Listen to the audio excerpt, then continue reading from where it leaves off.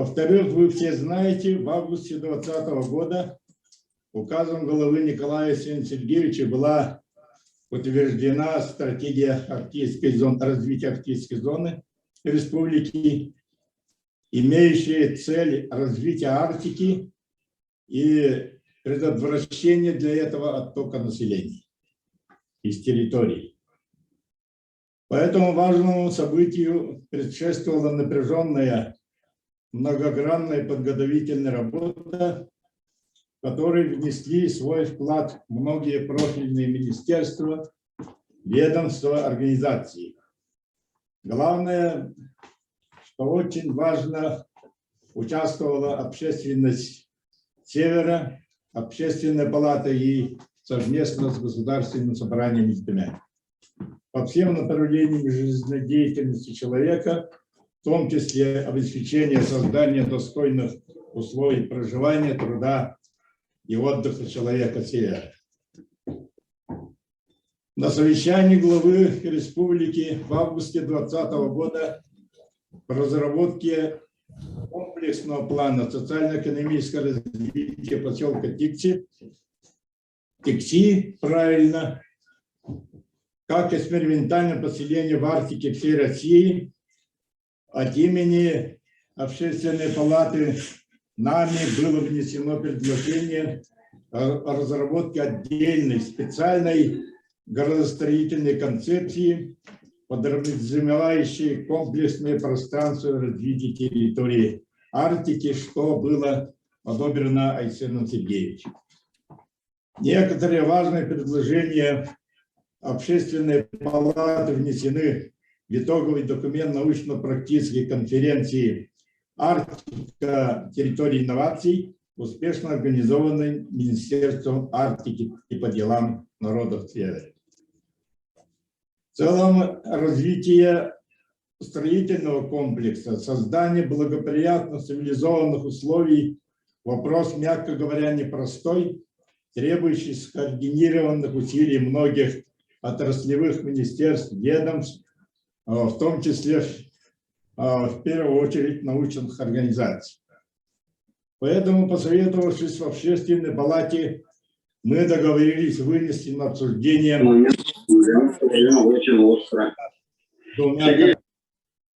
по делам Арктики и строительного комплекса. Августа Дмитриевна, здесь слева сидите, Лариса Рашидовна, председатель этих комиссий.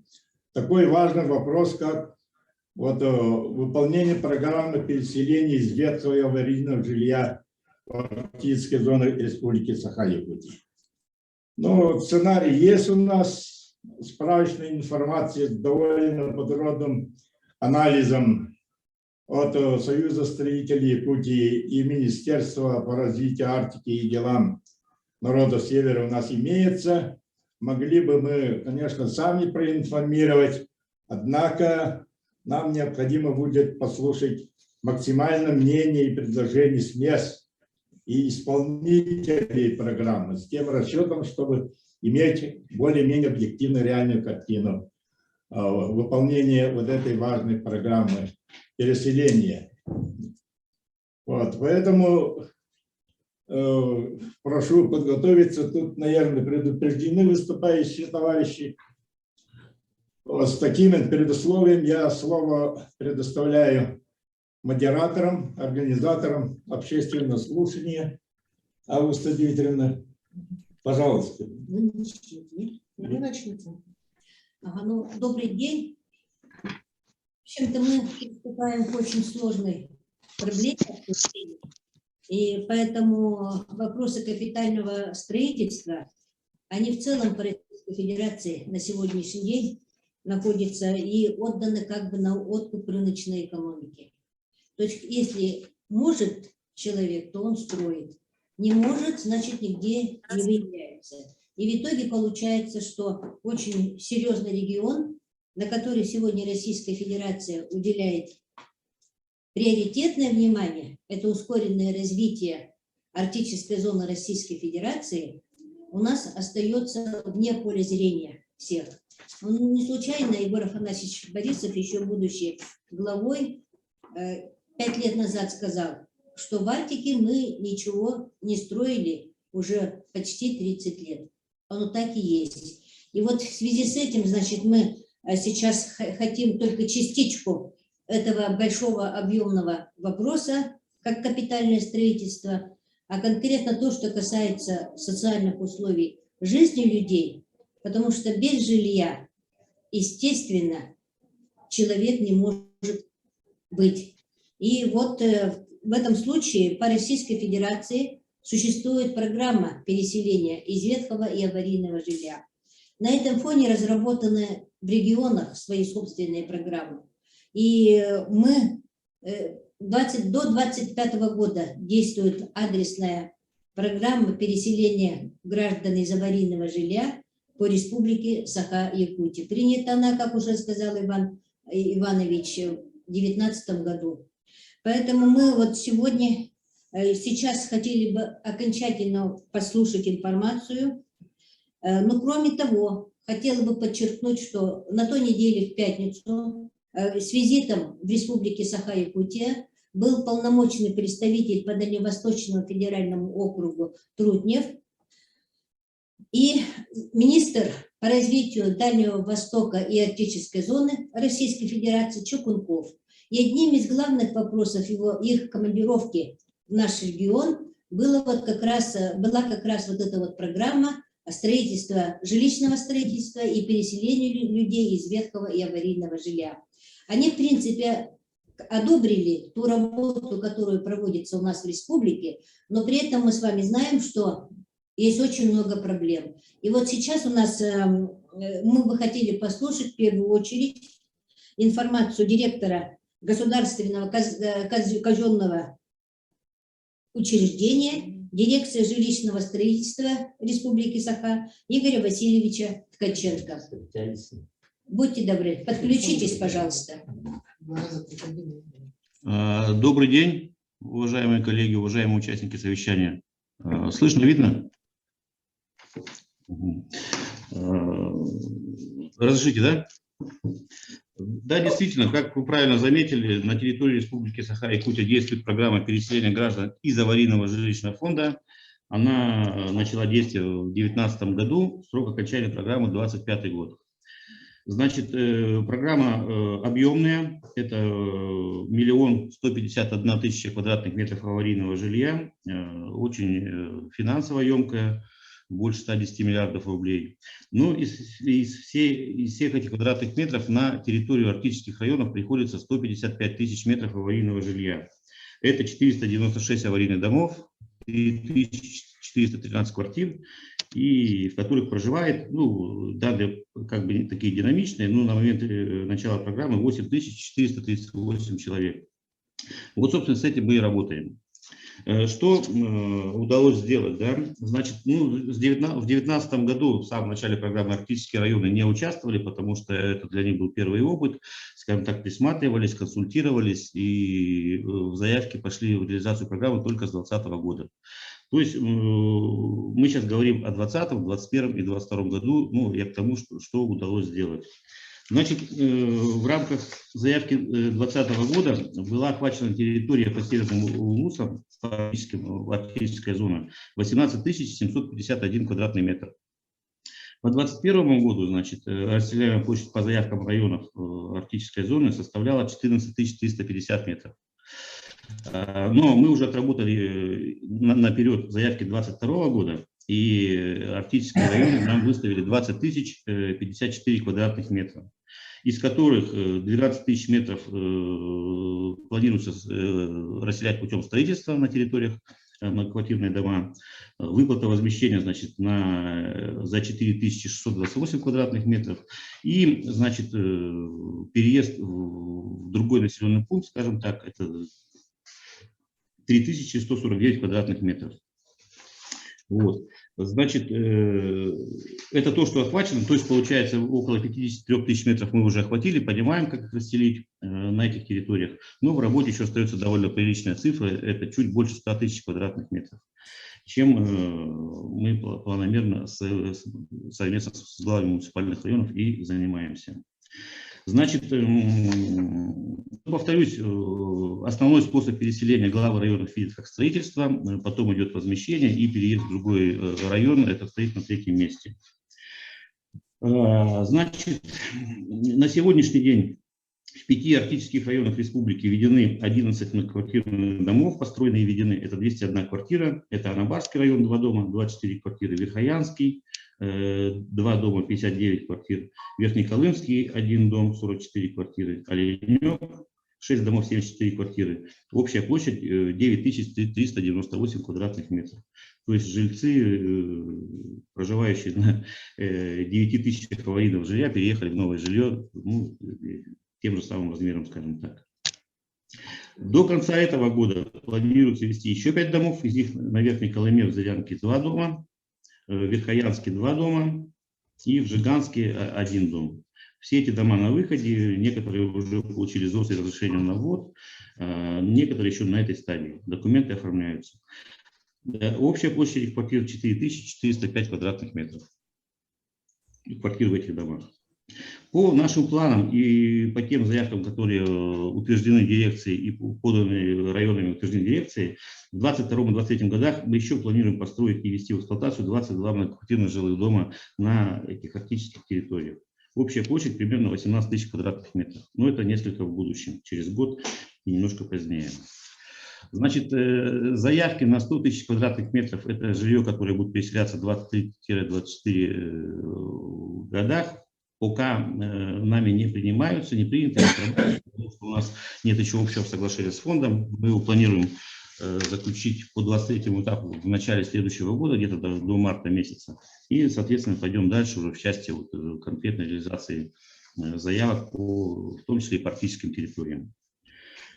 Ну, вкратце вот такая информация. Я понимаю, что вопросов будет много, но я дал как бы такие установочные данные, установочные цифры, а теперь готов к вопросы, либо пообсуждать текущую ситуацию, либо ситуацию, которая планируется в будущем. Спасибо. Вопрос можно, да? Да. Игорь Васильевич. Игорь Васильевич. Игорь Васильевич, вопрос такой. Вот вы там 3 канала упомянули, значит, в том числе денежное возмещение. Какую долю занимает вот это вот направление?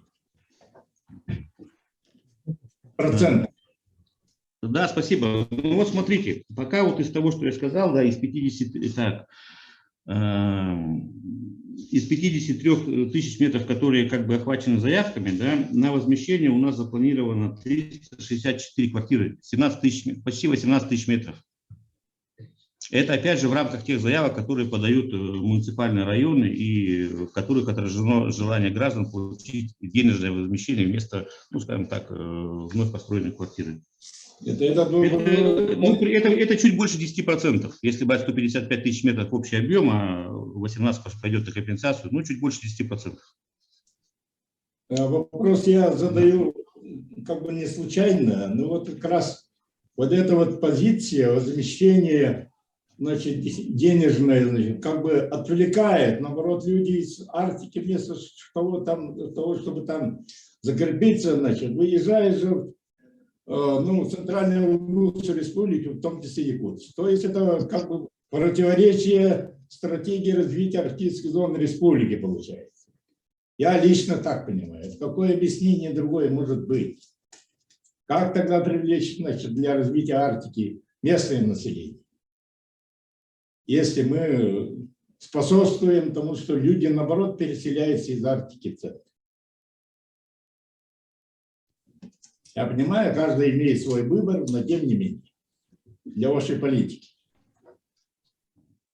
Да, спасибо. Ну, здесь, смотрите, ситуация в следующем. Понятно, что есть стратегические документы по развитию Арктики, но в то же время есть программа переселения граждан с аварийного жилищного фонда. И собственникам этой программы и федеральным законом Российской Федерации предоставлено право выбора. Либо получить денежные средства, либо получить компенсацию переселения в виде новой квартиры.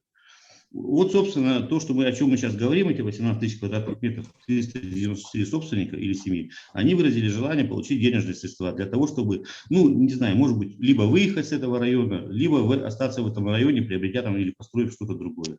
Это право, это выбор собственника, и если человек принимает такое решение, здесь, ну, я думаю, никто не вправе на него давить и говорить о том, что необходимо лучше бы тебе получить квартиру в этом поселке, чем уехать там в какой-то другой регион. Ну, по крайней мере, я просто как бы расширяю те пункты, которые прописаны в федеральном законе и, само собой, отражены в республиканской адресной программе. Можно, да, вопрос? Да, пожалуйста. Можно вопрос? Пожалуйста. Да, у меня вопрос вот, к Игорю Васильевичу. Вот вы сказали, что худо-бедно строится жилье вот по северам. Какую долю затрат занимает транспортная составляющая из этих расходов всех? Транспортировка, перевозка материалов и так далее. Ну, здесь смотрите, Слышно, спасибо за вопрос. Да. Если говорить, сколько конкретно занимает сметной стоимости жилого дома транспортировка, я могу назвать, скажем так, приблизительную цифру, потому что сметных расчетов у нас нет, и сметная документация находится у застройщика. Но логистика очень сложная, вы правы. И какая там часть именно уходит на транспортные расходы, на наш взгляд, она довольно существенная.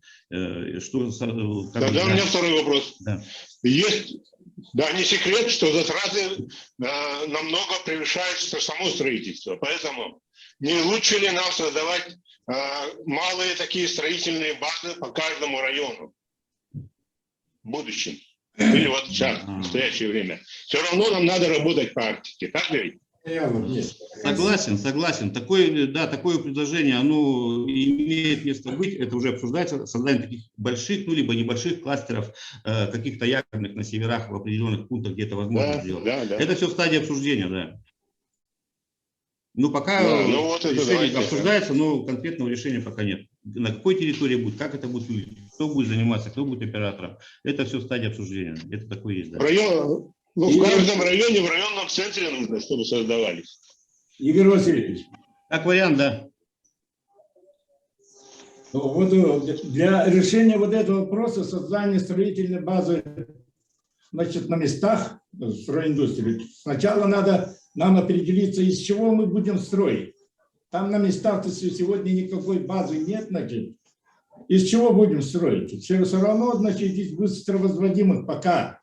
Во всяком случае, на сегодня отсюда будем вывозить конструкции. И не только вот это вот конструкции, которые, значит, использованы в Беспиле. Есть же еще другие варианты. Только вот один вариант, значит, вы как бы употребляете. Есть же, имеет право на жизнь ЛСТК, значит, которые они оправдали, значит, свою возможность принимать участие в строительстве на севере и в Альмеконском, и в других улусах. На практике подтверждены. Поэтому вариантов много, не только вот это вот. Последний, это беспюрский вариант. Поэтому сначала надо вводить конструкции, там на местах мы сегодня не можем, ничего не имея строить. Поэтому это в будущем может быть создавать базу для именно строительства, значит, изготовления конструкций из таких серий быстровозводимых. Вот. Это мое мнение. Это как инженер-строитель, я тоже немножко занимался этим. Спасибо. Могу ответить, да? Да, действительно, вы правы, есть несколько видов конструктивов, которые можно применять, ну, будем так говорить, в строительстве, в том числе на северах. Но в настоящем, да, в основном рассматривается кабельное строительство, но, повторюсь, оно довольно дорогое на севере, потому что логистика, производство материалов, ну, все завозное. Но, тем не менее, у нас есть опыт уже в новой программе строительства домов по технологии ЛСТК, и НХМ-панели также все это дело обсуждается, и уже дома по НХМ-технологии тоже строятся. Но я хочу вот о чем сказать. Да, в принципе, вот это определение конструктива, домов, которые будут строиться, это, в общем-то, в компетенциях и полномочиях руководителей районов либо поселений. Почему туда относится? Потому что это стоимость квадратного, стоимость метра, стоимость в общем. И когда приходит заявка от района и указан конструктив, допустим, НХМ, ну или легко возводимый, как у нас проходит по приказу, по категориям, либо каменное жилье, вот отсюда мы толкаемся. Отсюда идут все расчеты, вся экономика, формирование программы на будущее и, само собой, федеральные средства, которые мы на это дело запрашиваем. Ну и понимаем, сколько нужно будет доплатить средств с республиканского бюджета. В принципе, любой конструктив мы сейчас принимаем как в работу. Повторюсь, и ЛСТК у нас уже построились, и НХМ панели построились, и каменное жилье на северах также построено в практической зоне. Это Можно, да, у меня тоже дополнение. общую государственную политику в той или иной отрасли, значит, ведут все-таки на сегодня главная ответственность и задача это министерство. А не так вот, голова захотел каменное здание или деревянное здание, так не бывает. Поэтому это вопросы совместно с главом, значит, совместно с министерством надо решать. А вот это я чувствую какое-то такое движение, такая связь не чувствуется в нашей политике. Со стороны министерства, в первую очередь. Надя Рашидовна. Ну да, согласен с вами. Здесь вопрос довольно комплексный. Здесь даже не одно министерство, и некоторые профили министерства также должны быть задействованы и участвовать. Но, повторюсь, все-таки первый шаг, то есть возможности района и какой необходимо видеть, возможности застройщика, который заходит на аренду земельного участка, это идет, скажем так, первым шагом оттуда. В дальнейшем, да, согласен, тут должны все подключаться и уже понимать эту стратегию и общую политику строительства, ну, в конкретном районе, будем так говорить. Игорь Васильевич, подскажите, пожалуйста, все ли арктические улусы включились в эту программу переселения из ветхого аварийного жилья? И все ли жилье, которое аварийное на сегодняшний день, уже таковым признано? Или еще работа по признанию аварийным жильем идет? Да, Лариса Александровна, спасибо. Да, в работу включились все арктические районы. Ну, повторюсь, что они пошли с 2020 года, с 20-го этапа. Пока у нас не включился только ТИКСИ, они стоят на следующий год. Но у них там один квартирный дом каменный, в общем-то там 95 квартир, мы их будем заниматься по программе со следующего года. Все остальные в работе уже, да.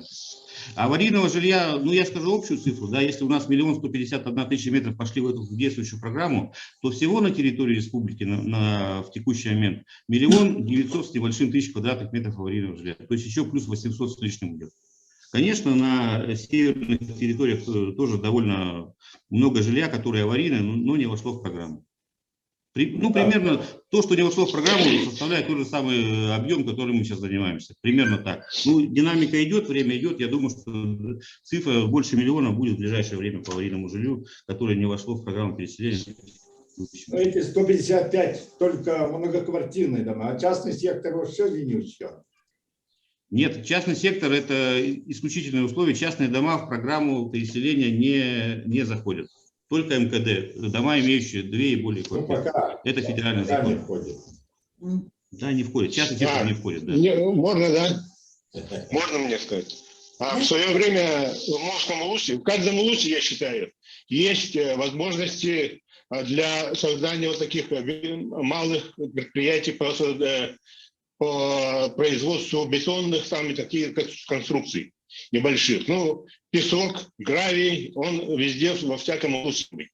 Поэтому в свое время в Момском улусе был создан цех по производству таких блоков мелких. Но, вы говорите, муниципалы должны отвечать. Но муниципалы, они приобрели оборудование, которое через 3 месяца развалилось. Вот что насчет качества и отсутствия контроля со стороны государства, видимо. Поэтому здесь тоже надо, вот правильно говорит Иван Иванович, должны тут все совместно работать, чтобы были качественные строительства. Это в качестве выступления у вас, однако, пошло. У меня вот есть один вопрос. Значит, у нас, Игорь Васильевич, у нас получается, что частный человек, он строить на севере не может, так ведь, да? Вот скажите, какой ваш взгляд на то, где могут люди получать кредиты, потому что жилье все-таки дорогое для того, чтобы строить. Что вы могли бы предложить в этом плане? Ага, да, спасибо. Ну вот смотрите, вопрос строительства ИЖС, да, в принципе, это вопрос логичный для малых населенных пунктов, тем более на северах. Скажу немножко наперед, в принципе, соответствующие изменения в федеральный закон уже направлены, они обсуждены и, скорее всего, в ближайшее время будут приняты. Это у нас появится 4-й способ реализации программы, это строительство и приобретение ИЖС, индивидуальных жилых домов. Пока такого нет, только МКД. Вот если этот путь будет, этот закон будет, ну я думаю, что он будет принят, просто дело времени, значит, в какой-то части будет довольно просто объяснять людям, потому что все-таки ИЖС для северов, ну, на наш взгляд, более актуально, чем многоквартирные дома. Что касается по поводу кредитования, ну, здесь вопрос такой очень широкий, наверное, я тут не буду уж свои мысли высказывать, потому что здесь такое дело очень индивидуальное. Ну, согласен, что вопросы кредитования, они довольно сложные для северов и для человека, который там, может быть, не совсем большие доходы имеет. Но то, что мы попытались и смогли сделать, это ИЖС в рамках программы переселения. И сейчас будет новый способ, если человек скажет, постройте мне дом индивидуальный, это будет сделано. Думаю, что это хорошее решение.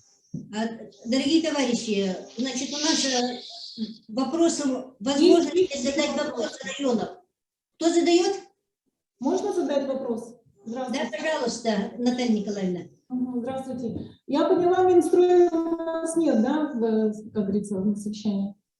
Нет, Афанасьев есть. Наталья Николаевна, здесь Минстрой присутствует.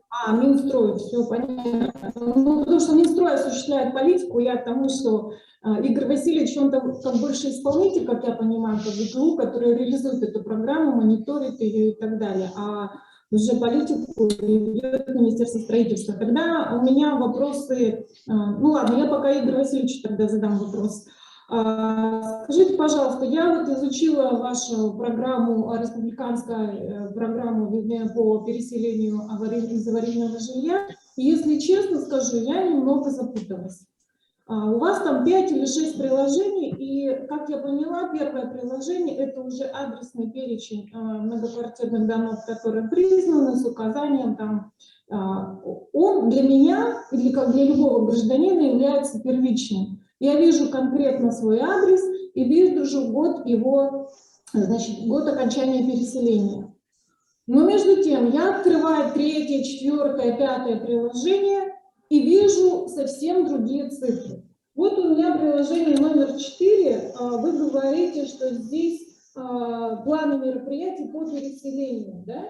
То есть это какие... Или 5-е приложение, я сама запуталась.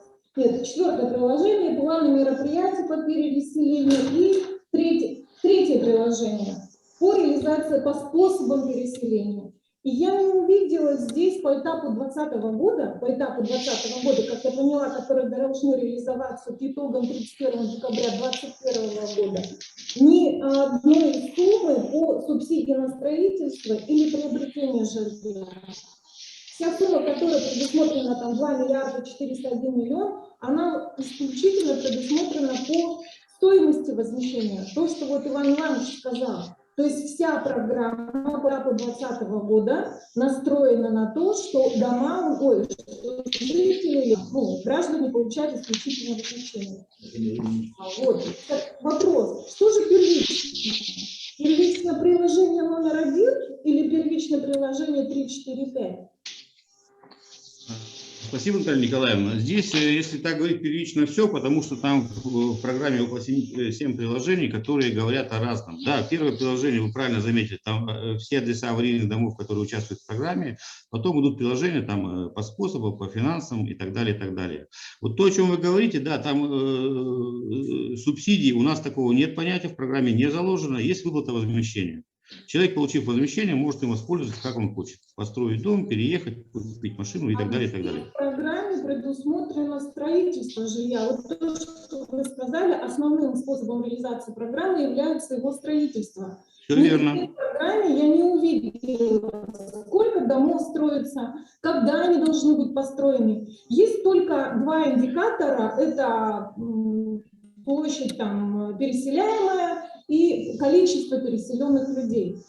И везде идут нестыковки. Вы знаете, ну я вроде бы тоже в цифрах разбираюсь, но я вам скажу, идет несоответствие приложения 1 с приложениями 3, 4, 5. Везде цифры скачут, немножко непрозрачно, поэтому у меня в этой связи сразу предложение вот нашей, как сказать, нашего итогов наших, это скорректировать программу и привести ее в единообразие. Потому что ну, невозможно определить. И я так понимаю, что по 2019 году у вас еще, которые должны были реализовываться в 2020 году, не реализованы мероприятия по Среднеколымску. Один человек там не получил эту компенсацию. В чем причина? Почему? Почему не реализованы до сих пор? Наталья Николаевна, у нас получается так, что идут как бы вопросы и одновременно как выступление получается, да? Немножко Я просто, может быть, когда задаю вопрос в лоб, хорошо, почему Среднеколымск до сих пор не получил компенсацию? Задаю тогда такой вопрос. Спасибо, Наталья Николаевна. Давайте я отвечу так. Да? То, что ну, вы несколько критикуете программу в части несоответствия, я тут с вами не соглашусь, но сейчас спорить не буду. Насчет того, мы сейчас в программе видим, сколько метров будет переселено, сколько будет построено домов вот, для ликвидации метров, мы не знаем, потому что это динамика, и дома бывают разные. И 8-квартирные, и 2-квартирные, и 25-квартирные, и 45, и 50, и 120-квартирные дома. Поэтому сколько число домов надо построить, чтобы расселить 1 000 000 квадратных метров путем строительства, у нас пока такая разбивка. 1 000 000 стройки, 155 возмещения. Но это общая разбивка, которая есть по программе. Я вам число домов не скажу, число метров сказать могу. И что касается Среднеколымска, вы там где-то увидели, что кто-то не получил возмещение, но это не 19-й год, это, скорее всего, год 20-й год. Наверное, так. 2019 года. Ну, я еще скажу вот о чем. Эта программа, знаете, она у нас динамичная, мы практически каждый месяц вносим в нее изменения. Ну, каждый месяц не получается, потому что долгие согласования идут. Но раз в 2 месяца у нас точно выходит новая редакция программы. Последняя вышла буквально вот в начале ноября. Сейчас мы запускаемся еще одну редакцию, потому что динамика очень... Все районы меняют заявки, меняют способы, меняют собственников, потому что здесь вопрос-то живой. Человек согласился на квартиру, потом передумал, пошел на возмещение, ну и так далее, и так далее. Может быть, у вас какая-то не та редакция перед глазами? У меня последняя редакция консультантов, редакция 27 октября 2021 года, то, что внесено... Хорошо, Наталья Николаевна, я по собственнику Среднеколымска вам отдельно отвечу, что там случилось и почему он не получил возмещение. В 2021 году стоит по Среднеколымскому ВУЗу, там один человек с площадью какой-то, до сих пор не получил... По 21-му?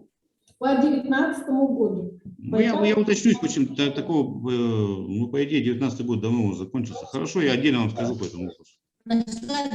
Среднеколымский подключились? Среднеколымский подключился. Они все подключились? Хорошо, так, спасибо. Вот сейчас просится, поскольку идут параллельно очень много других мероприятий, просится к выступлению глава Оленевского района Лена Степановна Иванова.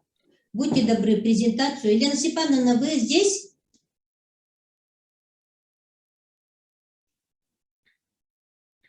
Нету, да? Мы тогда выступление переходим или как? Нет. Просто Лена Степановна должна куда-то уйти. Вопросы. Давайте будем по регламенту работать, потому что у нас вообще-то обед в Артических районах. Ну Мы я. сидим, ждем. Это кто у нас?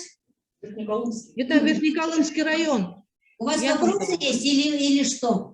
У меня нет вопросов, просто давайте работать по регламенту. Да, мы работаем. По повестке.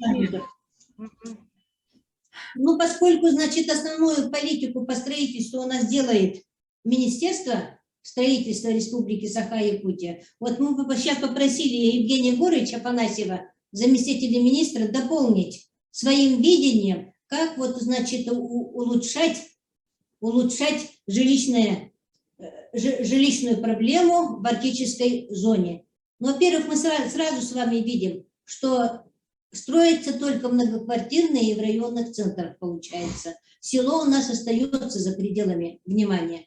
Значит, Евгений Егорович, какова позиция министерства в отношении выполнения этой программы? Добрый день. Всем спасибо за предоставленную возможность. У нас на сегодняшний день программа, как и сказал Игорь Васильевич, реализуется разными способами, но тем не менее развитие Арктики, оно вопрос довольно-таки расширенный и вне нашей повестки получается. Да? Но хотелось бы отметить то, что по производству строительных материалов, да, по производству карьеров, по разработке карьеров, в будущем, да, такое у нас в арктических районах именно по существующим, имеющимся ресурсам карьеров, оно должно быть разработано. Но на сегодняшний день мы видим реализацию программы именно не с привлечением таких больших крупных производств, созданием крупных производств, а возможно будет использование при объектных каких-то разработка бетонных блоков, да, которые могли бы именно помочь и упростить ситуацию с доставкой строительных материалов на места, что немного удешевило бы затраты на строительство самого объекта. В этом направлении у нас только начинается работа по производству строительных материалов, и на сегодняшний день конкретно сказать, по каким районам именно какие карьеры будут разработаны, на сегодняшний день мы не готовы сказать. Но на сегодняшний день у нас хотелось бы уточнить то, что по производству строительных материалов вопрос на сегодняшний день будет курировать Министерство строительства.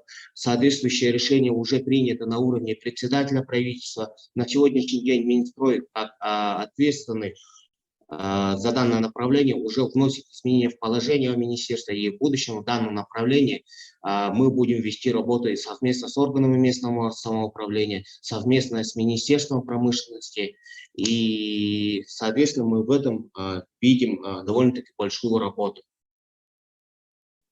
По поводу того, что Наталья Николаевна сказала по программе, по приложению, хотелось бы дополнить то, что у нас форма программы и приложения, они спускаются Фондом содействия реформированию жилищно-коммунального хозяйства. Они нам предоставляют методические рекомендации, согласно которому и наша республиканская адресная программа.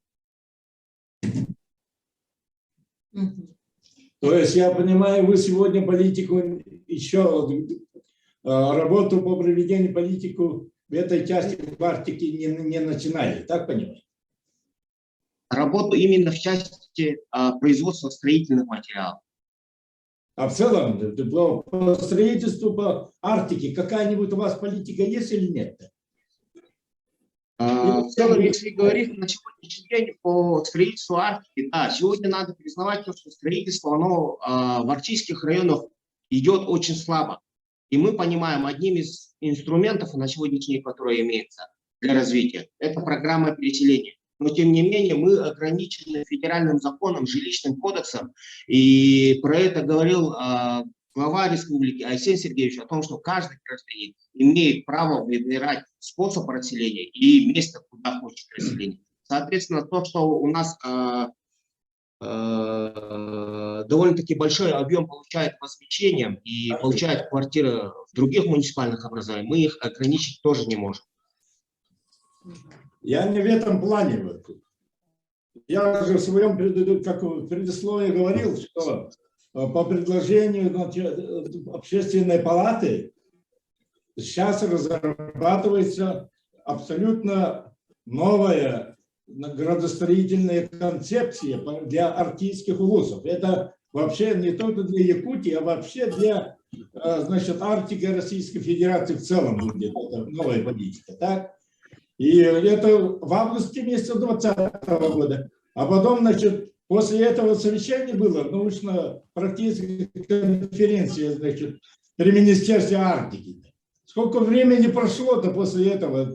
Вы же координатор, который должен провести политику, это министерство. А я еще не видел, вы только, значит, думаете провести, голову ломаете. Вопросы? Так, и вопрос по градостроительной политике, разрешение дополнить то, что это относится к компетенции управления архитектурой и градостроительства при ГОВе. Тут вопрос совместный.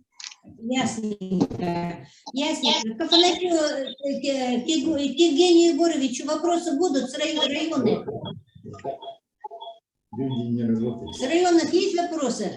Министерство строительства. Есть, Булунский. Кто это? Ага. Будьте давно, давайте. Добрый день. Значит, район, Асаева Татьяна Николаевна. Большинство, значит, существующих зданий, сооружений в Булунском районе являются не сейсмостойкими. Значит, вопрос, заложены ли в программе, значит, и в бюджете Республики Саха-Якутия финансовые средства на работу по, значит, сейсмостойкости зданий в Арктике? Конкретно, например, в нашем районе. Коллеги, спасибо за вопрос. Да, действительно, вопрос выходит за рамки, оно, наверное, больше относится к эксплуатации, да, и хотелось бы отметить то, что за счет средств федеральной субсидии ежегодно предоставляются субсидии на укрепление существующих зданий и сооружений, которые именно находятся в сейсмических районах с дальностью от 8 до 10. К сожалению, по данному мероприятию финансирование выделяется не в достаточном объеме, и федеральные средства идут только на завершение ранее начатых объектов. И, соответственно, республика на сегодняшний день по данному мероприятию финансирование не получает. Но для участия в данном направлении необходимо разработать проектно-сметную документацию с сейсмоусилением. На сегодняшний день из готовых проектов, которые именно готовы принять участие, это у нас в Хангаласском районе было одно учреждение и в Алтанском районе. Но это в основном у нас по социальным объектам. Юлия. Еще у кого вопрос? Да, у меня вопрос. Можно, да? Да. Вопрос, не выступление. По Момскому УСу там вот 2 объекта было. 16 и 14 квартирные дома. Как они? В каком будут году или как запускаться, или начинаться строительство?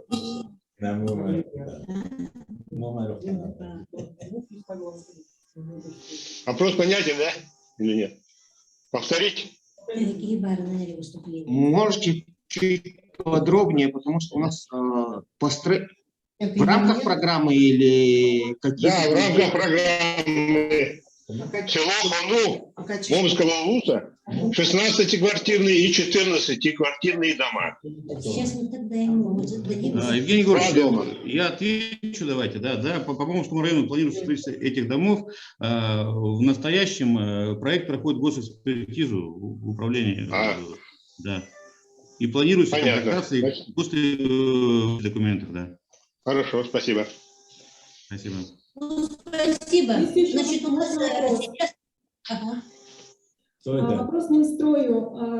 Евгений Егорович, все-таки какие меры государственной поддержки предусмотрены в государственной программе адресной по переселению тех мер, которые указаны в стратегии развития Арктики? Нет, видите. Не расслышал, Наталья Николаевна, можете повторить, пожалуйста? Какие меры государственной поддержки предусмотрены в государственной программе переселения из аварийного жилфонда, которые предусмотрены в стратегии развития Арктики? Вот, если понятно, да. Наталья Николаевна, у нас по программе переселения предусмотрены только те объемы, которые заложены в программе переселения. Соответственно, это относится только к тем домам, которые признаны после 1 января 2012 года и признаны до 1 января 2017 года. Соответственно, вот эти объемы и только можем пользоваться и ими регулировать. Я, наверное, неправильно сформулировала, может быть. Тогда никакая сумма сноса аварийного. Я говорю про то, что... Ну, давайте так. Я зачитаю стратегию стратегии развития Арктики, которая была признана в 2020 году, одним из направлений является государственная поддержка жилищного строительства, в том числе деревянного домостроения. Строительство объектов инженерно-социальной инфраструктуры в местах традиционного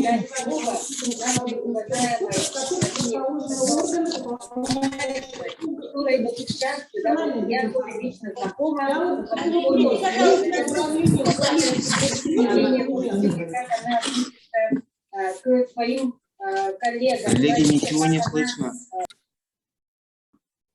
Звук, пожалуйста, отключите. Так, отвечайте, Евгений Егорович. Да, ну, частично услышал, частично очень сложно было услышать, а там параллельно звуки были. Да. Но у нас в арктических районах программе вообще не предусмотрены мероприятия по строительству малоэтажных индивидуальных домов и многоквартирных домов, в том числе преимущественно деревянной постройки. И это я поняла. Тогда другой вопрос. Как это будет развиваться? В программе указано, что снос аварийных домов осуществляется исключительно за счет средств местного бюджета и внебюджетных источников. Почему в государственной программе не предусмотрены в разделе, ну как там, финансовые источники, не указана ни одна сумма по этим мероприятиям? Наталья Николаевна, на сегодняшний день на снос средства за счет государственного бюджета предоставляются именно исключительно решением правительства, правительственной комиссии, именно в тех муниципальных образованиях, у которых имеется в одном муниципальном образовании достаточно большой объем. И это у нас на сегодняшний день предоставлялось только Нерюнгринскому району, поселку Серебряный Бор. Остальное у нас программа не предусматривает выделение с муниципальным образованием на расселение и снос. И, соответственно, муниципальное образование вот эти аварийные дома высвобождают с помощью тех же застройщиков, с помощью, да, которым будут предоставлены данные освобожденные земельные участки для будущего строительства жилья в рамках программы. Немножко не поняли вопрос. Смотрите, то, что строится за счет средств федерального бюджета, это понятно. Давайте дискуссии. Реально снос. Вот дом стоит, все его переселили. Вот этот пустующий уже аварийный дом. В рабочем порядке надо выяснять, в рабочем порядке. Как это в рабочем порядке, если мы сегодня обсуждаем реализацию этой программы? В каком рабочем порядке, когда мы сейчас именно ее обсуждаем? Сергей Абусевич. Так. В рабочем порядке можно все задать. Я и хочу понять, у муниципалов есть деньги на снос конкретного этого деревянного пустующего? Наталья Николаевна, давайте, мы же понимаем, люди не подготовлены. Поэтому я бы посоветовал вообще внимательно Евгения Егоровича знакомиться в первую очередь со стратегией развития. Ну, понятно же. И вообще вопрос этот, я предлагаю, мы здесь посоветовались, по градостроительству, какую политику проводит Министерство строительства и архитектуры, запланировать, предусмотреть в общественной палате в первом квартале следующего года. Пусть для этого подготовятся. А то сегодня мы столько времени потеряли, так зря, значит, люди не сориентированы. Так, хорошо, давайте мы слово дадим сейчас Оленьку высказаться. Нам районы должны высказаться. Ты регулируешь, да? Добрый день, уважаемый Иван Иванович, Августа Дмитриевна, уважаемые участники заседания Общественной палаты Республики Саха-Якутия. Действительно, сегодня вопрос актуальный. Программа по переселению граждан из ветхого и аварийного жилья имеет большое значение, поскольку на самом деле до реализации данной программы по всей Арктике, в том числе и в Оленёкском и Венкийском национальном районе, строительства вообще жилищного не было. Благодаря этой программе мы в районе впервые за всю историю ввели первые благоустроенные многоквартирные дома. Это за 85 лет. Первый этап в нашем районе был успешно реализован республиканской адресной программой, и все дома были сданы в срок. За 13-17 годы мы ввели 17 благоустроенных домов общей площадью 5880 квадратных метров.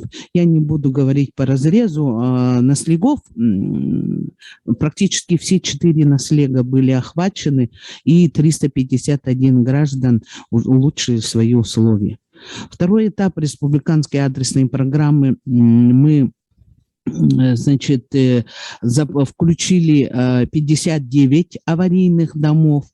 Общая площадь составляет 18 425 квадратных метров, и мы планируем переселить 1250 граждан. Эта программа работает с прошлого года. В 2020 году мы ввели 2 16-квартирных благоустроенных дома в селе Оленек, 24 семьи охватили. В 2021 году по району мы снесли 12 аварийных домов, в том числе 45 квартир, это 3 наслега. Вот до того была полемика. Мы в своем муниципальном бюджете, предусматриваем средства на снос таких домов.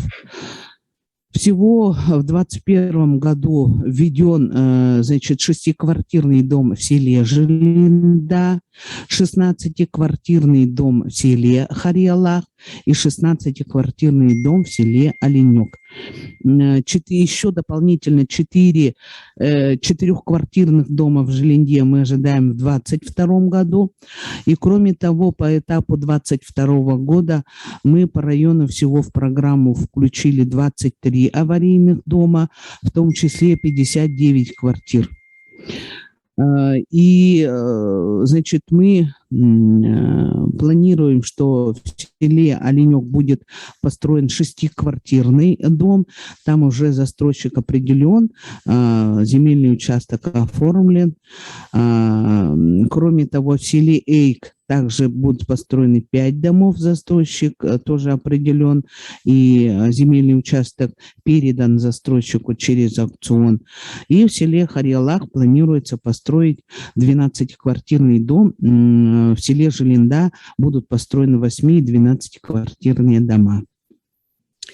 Должна сказать, что мы приступаем к строительству, к этапу нового такого строительства в Оленекском районе.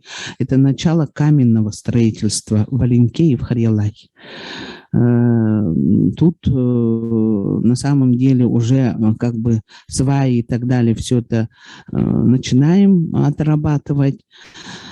Но тут у нас возникают, в связи с этим 2 проблемных вопроса, которые я бы хотела вынести на ваше обсуждение. Первое. В связи с началом каменного строительства в селе Оленек и селе Харьялах через аналог проекта 2 30-квартирных 3-этажных жилых домов в селе Оленек, которые в декабре месяце должны пройти госэкспертизу, необходимо пересмотреть стоимость 1 квадратного метра в сторону увеличения до 140 тысяч рублей за квадратный метр.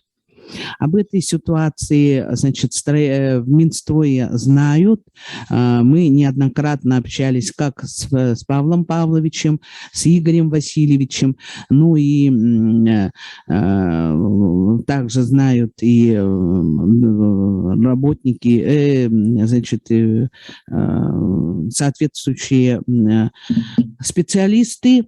Но в этом году мы немножко только его подняли до 123, было вообще 108 тысяч квадратных метров, да. Тут, на наш взгляд, не были учтены строительство насосных станций, емкостей для водоснабжения, дорогостоящих фильтрационных станций в связи с отсутствием централизованной системы водоснабжения и водоотведения в районе.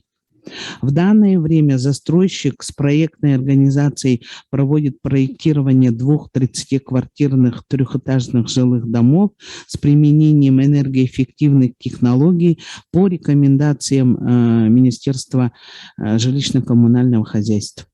Второе.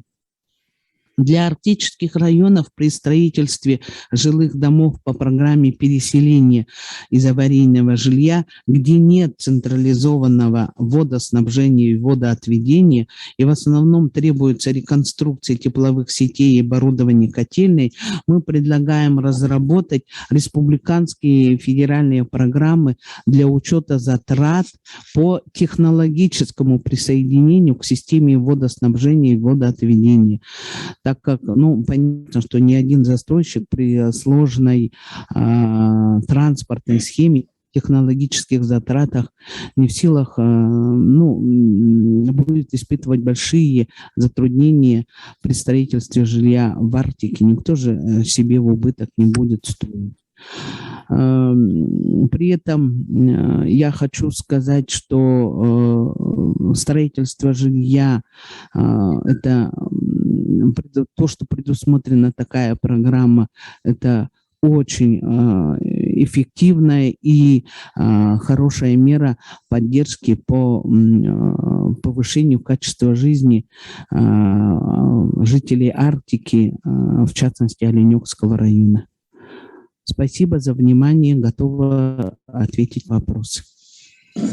Алена Степановна, ну, судя по вашей информации, и вообще мы знаем, значит, в палате у вас, значит, строительство в Улусе неплохо идет, даже можно сказать, вы передовики по арктической зоне, в целом по республике. Вот столько перечислили, вот я думаю, другие главы возьмут на вооружение, как надо работать. Но у меня вопрос. Вот все это строительство, вот такой большой объем, за счет чего финансируется? За счет бюджета республики или есть еще внебюджетные источники финансирования? Ну, вы правы. Действительно, то, что перечисляет нам дивиденды акционерной компании «Алроса», оно имеет ключевую роль в проектировании тех или иных строительных объектов. Мы вперед пускаем проектные работы. В частности, сейчас мы вот занимаемся проектированием КОС, канализационно-очистных сооружений, но в первую очередь, конечно, водоочистных сооружений. Что касается программы ветхого аварийного жилья, там по сносу, допустим, аварийного жилья, мы это закладываем, опять же, в местном бюджете. Ну, да, определенные, скажем так, позитивные моменты складываются именно из-за того, что у нас есть свой запас прочности из дивидендов. А вы можете сказать долю вот, внебюджетных источников или это коммерческие тайны? Нет, коммерческой тайны нет, просто я, честно говоря, и не предполагала такой вопрос. На самом деле мы можем подсчитать, но это, вот честно скажу, при программе федеральной и республиканской программы там особенно таких больших вливаний у нас нет. Это... Лена Степановна, без задних мыслей, вот очень хороший пример. Если вы используете максимально, значит, недропользователей, которые добывают ваше богатство на вашей территории. Это очень хороший пример для других промышленных улусов. Я в этом плане спрашиваю. Иван Иванович, вы знаете, это тоже очень такой вопрос, который имеет и оборотную сторону. На самом деле те районы алмазной провинции, которые имеют дивиденды, они же выполняют роль инвестбюджета. Мы ни рубля же на самом деле не получаем. И все то, что здесь в районе строится, вот в этом году, допустим, мы построили 2 котельные, из которых одна за счет своих средств, школу, основную часть полностью тоже местный бюджет и так далее. Понял. Спасибо, Но Лена главный Степановна. результат есть очень хорошо. Спасибо, Лена Степановна. Это вот для остальных глав, каким образом можно было бы работать. Хотя, значит, у Оленёкского района и у Анабарского района есть для этого все возможности. Но у всех муниципальных образований, если поискать и быть заинтересованными, можно найти источники. Сейчас нам бы хотелось из Москвы в такое раннее утро просится выступить Айхал Иванович Габышев. Это генеральный директор Ассоциации регионального объединения работодателей саморегулируемой организации Союз строителей Якутии. Это уже по вопросам строительства и проблемы строителей.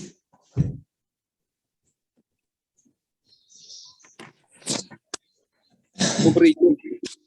Доброе Уважаемый Иван Иванович, уважаемая Августа Дмитриевна, уважаемая наша Лариса Рашидовна, дорогие друзья, главы районов, наши коллеги, разрешите выступить по данной теме, как сказала Августа Дмитриевна.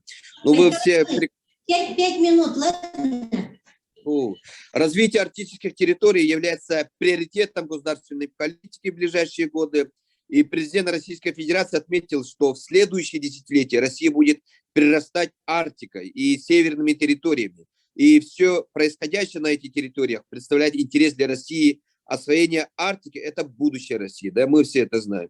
Арктическая зона имеет мощный потенциал и большую перспективу, и поскольку она является геополитической и геостратегической точкой нашей великой страны. И каждый житель Арктики на вес золота.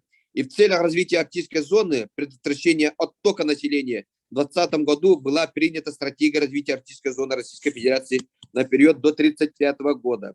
И главная задача, которая поставлена стратегией, довести ключевые показатели уровня жизни людей в арктической зоне до уровня среднероссийских. В целом на территории Крайнего Севера проживает 9,9 миллиона человек, в арктической зоне 2,3 миллиона человек, и отток населения из указанных территорий пока продолжается, к сожалению. В Якутии число жителей в арктических территориях с 90-го года сократилось почти в 2 раза, но в Чукотке более чем 3 раза. И необходимо прекратить отток населения из арктической зоны. Для этого в первую очередь необходимо обеспечить граждан качественным жильем. Сейчас жилье в арктической зоне отличается высоким уровнем ветхости и аварийности, износом сетей инженерно-технического обеспечения, низким уровнем благоустройства населенных пунктов. Так. Уважаемые коллеги, мы провели анализ, и в 13 улусах Якутии 2020 года было введено 14,8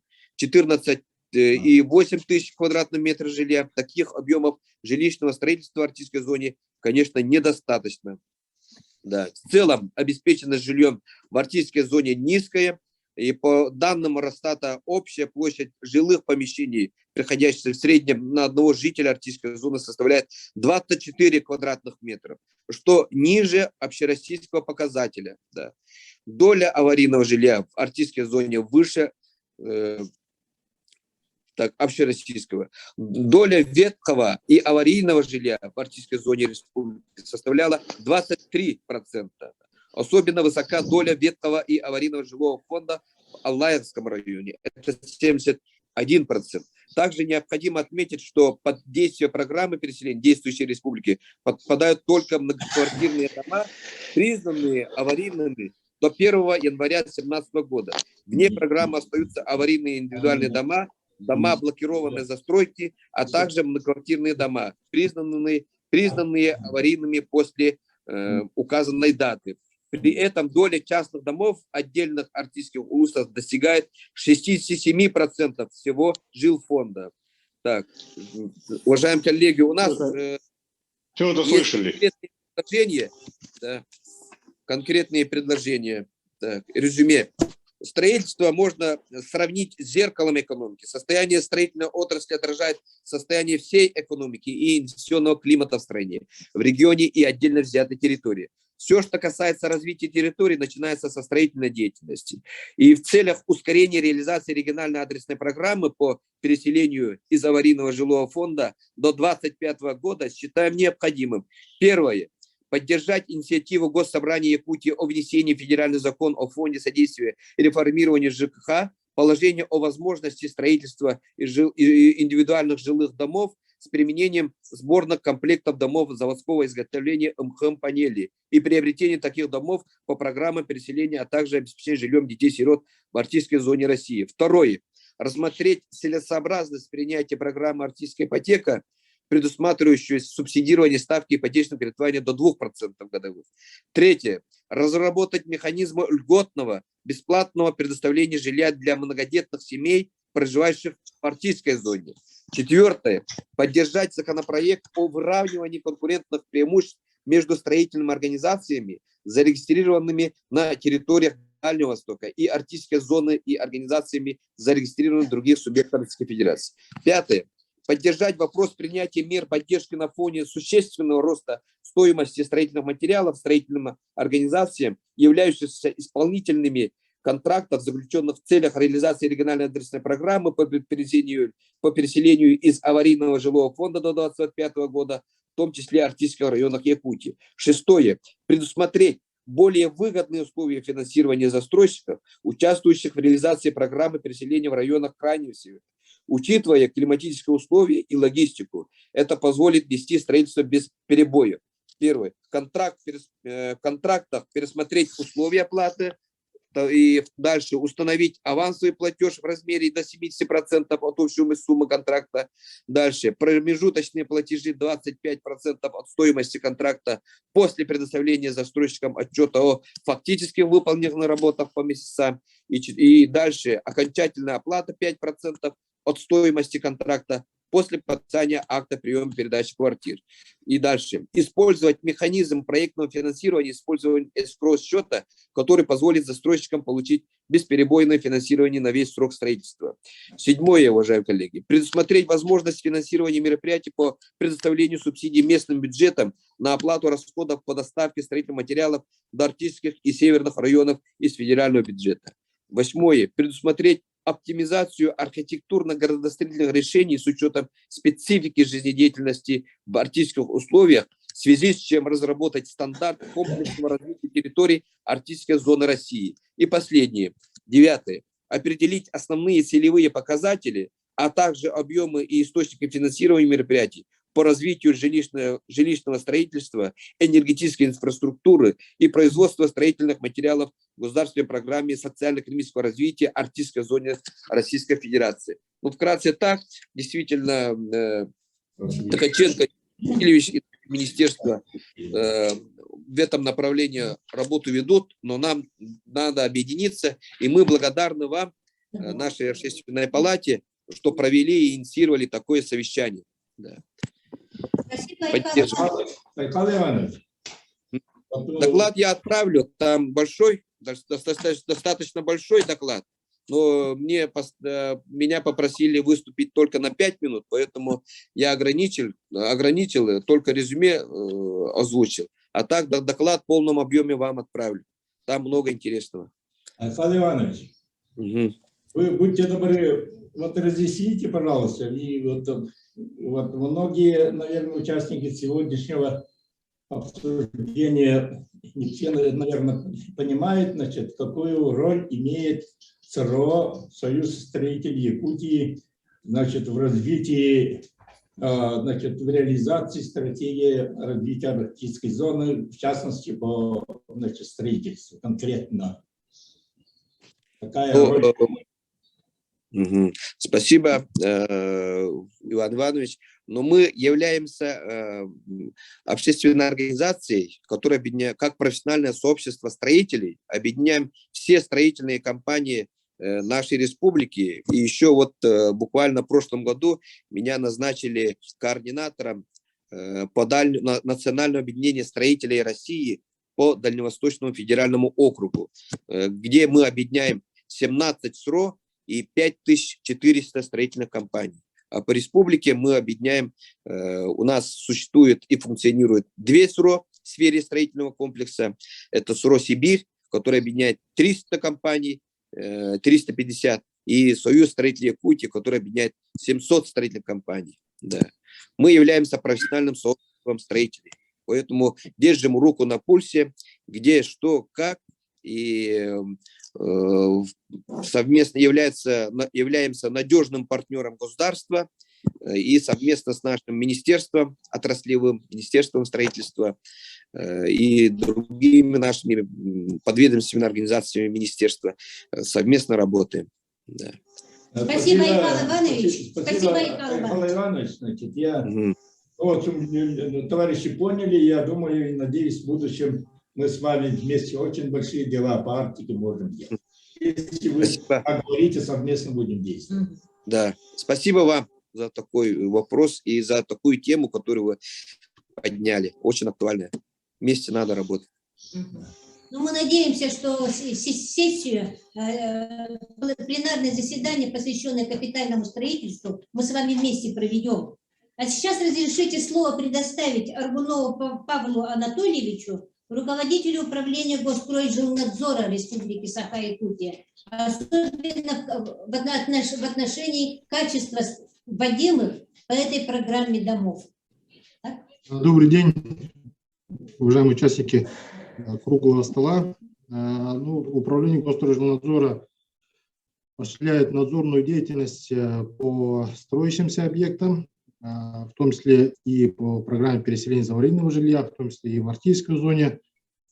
Вот в текущем году ведется строительство и велось строительство 10 домов в Арктической зоне, в том числе в Анаварском Улусе 3 дома, из них 2 дома введены. Это застройщик Форс ввел 2 дома в Саскалахе по 12 квартир. Заключение соответствия мы выдали 27 октября по обеим домам. Также ООО «Аркан» начал в октябре месяце строительство 8-квартирного жилого дома по улице Учительская, 6 в селе Вилхая. В Верхнеколымском районе «Универсал Комплект» ведет строительство 3 домов, из них 1 дом недавно мы по 1 дому выдали заключение соответствия 19 ноября. При этом мы часть работ приняли по гарантийному письму, то есть сезонные виды работы перенесли на следующий год, детская площадка, благоустройство территории, и также будем принимать данные работы совместно с застройщиком в следующем году. Также данный застройщик ведет строительство 44-квартирного жилого дома по Слепцова 11. Итоговая проверка у нас ведется с 16 ноября, и до конца года данный объект будет введен. Кроме того, такой же 44-квартирный жилой дом застройщик начал по Ленина 19А. Он у нас также в надзоре, но строительство приостановлено в связи с выявлением неблагоприятных грунтовых условий. Извещение об окончании пока что к нам не поступало. То есть там строительство фактически не ведется. В Верхоянском Улусе введены, ПК «Монтажник» ввел 2 дома по улице Амосова и по улице Коммунальная 2. В поселке Батагай заключение о соответствии нами выдано 19 ноября. В Жиганском Улусе Альянс 2005 ведет строительство многоквартирного дома по Уюнского 6. В поселке Жиганск итоговая проверка идет с 29 октября. Так, и в Оленьке у нас введены 2 дома. Застройщик ООО «Атлант», 16-квартирные дома по Заложная 76 и Октябрьская 5. Заложная 76 это в Оленьке в самом, а Октябрьская 5 это в селе Харьелах через реку. Заключения выданы в сентябре и в ноябре, соответственно. Итого, на текущий момент нами проконтролировано строительство жилья общей площадью 14,5 тысяч квадратных метров в Артийской зоне. Что касается развития промышленно-строительных материалов на местах, то я хотел бы отметить, что практически все застройщики организуют производство строительных материалов на местах, что в Зарянке, вот Универсал Комплект давным-давно уже добывает песок, дробить, щебень, так и вот монтажник в Батагае уже поставил дробилку. На сегодняшний день он дробилку вроде на месте оставил, продал местному предпринимателю. В Жиганске щебень отсюда Жиганска возят, и в Оленьке тоже дробилка есть. Давно там работает дробилка, поэтому застройщики по возможности на местах пытаются организовать производство строительных материалов для того, чтобы уменьшить свои расходы. Естественно, устроить в Артийской зоне это не Хатасы, не пригород, это даже не Заречье. Там очень много расходов по перевозке, очень большие трудности при перевозке строительных материалов испытались в этом году застройщики в связи с тем, что воды, например, в Колыме не было в этом году. Такие проблемы очень большие испытывают. Тарифы ЛОРПа выросли в последние годы очень значительно, поэтому дешевле на сегодняшний день везти строительные материалы машинами, чем перевозить, пользоваться услугами ЛОРПа.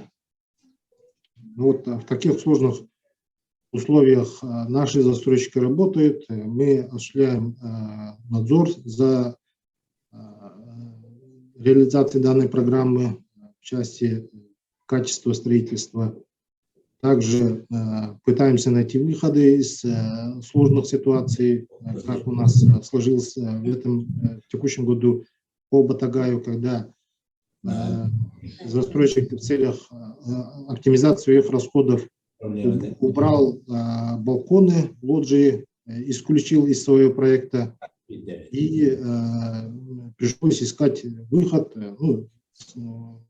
Более-менее оптимальный выход нашли, согласовали с местными жителями по строительству кладовок вместо балконов. И вот таким путем застройщики на сегодняшний день двигаются. Спасибо. Павел Анатольевич, спасибо. А вот такой вот вопрос, может быть, он не к вам конкретно относится, может быть, тут Минстрой находится, на размышление. Вот у нас по всем северным районным центрам очень много брошенного многоэтажного жилья. Например, у Устьяна, где депутатские, наверное, на 3/4 стоят пустые дома. А как вот их, можно ли их разбирать, чтобы эти шлакоблоки использовать? Или панели? Ну, может быть, не к вам это вопрос, но как вы считаете?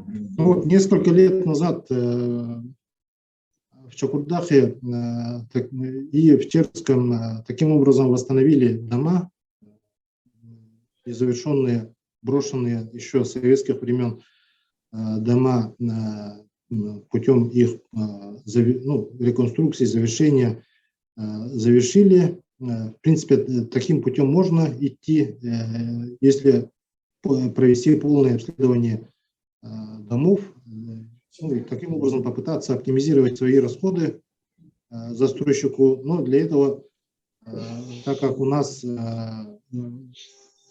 реализация программы в основном идет путем выкупа жилых помещений в строящихся домах со стороны даже вот эти завершенные объекты необходимо каким-то образом передавать застройщику. Спасибо. Этот механизм надо найти. Павел Анатольевич, скажите, пожалуйста, в рамках надзора за реализацией вот этой программы у вас проводятся сплошные проверки или выборочно по обращению граждан по качеству построенного жилья? У нас надзорная деятельность осуществляется в ходе строительства и завершается выдачей заключения соответствия. После выдачи заключения соответствия качество, ну вот если, например, какие-то претензии у собственников возникают по качеству строительства, то в течение 5 лет действует гарантийный срок застройщика, и застройщик должен в течение этих 5 лет вот эти недоработки и отработать, а вот после выдачи заключения соответствия у нас рычагов воздействия нет практически.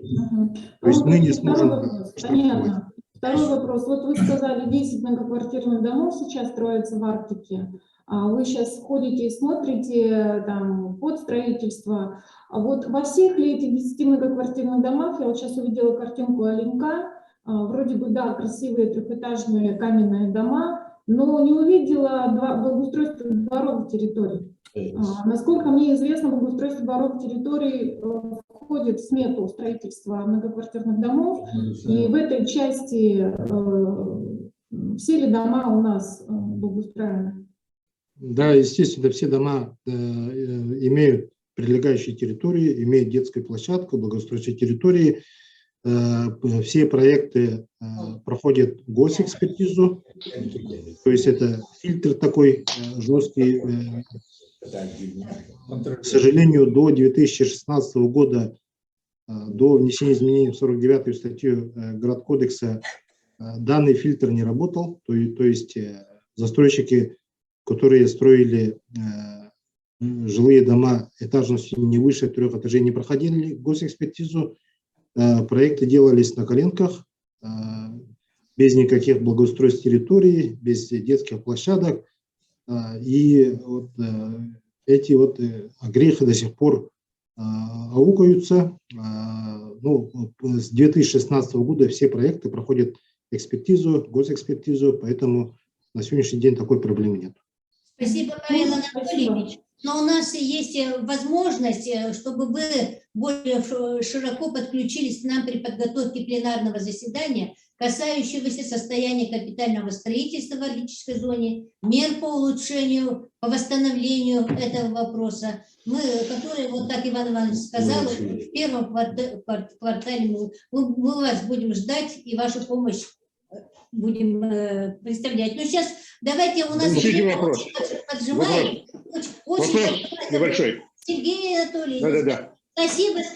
Да. Сейчас мы слово предоставим Любовь Иннокентьевне Суслоновой, Среднеколымский район. Она нас очень долго ждет. Член общественной палаты. Добрый день. Добрый день всем. Я много времени не буду занимать. В основном скажу самые наболевшие вопросы наши. Да? Скажу, что в Среднеколымске в муниципальном жилищном фонде находится 93 многоквартирных дома, признаны аварийными. И 2019-2025 годы 31 квартирный дом общей площадью 15 877 40 тысяч квадратных метров.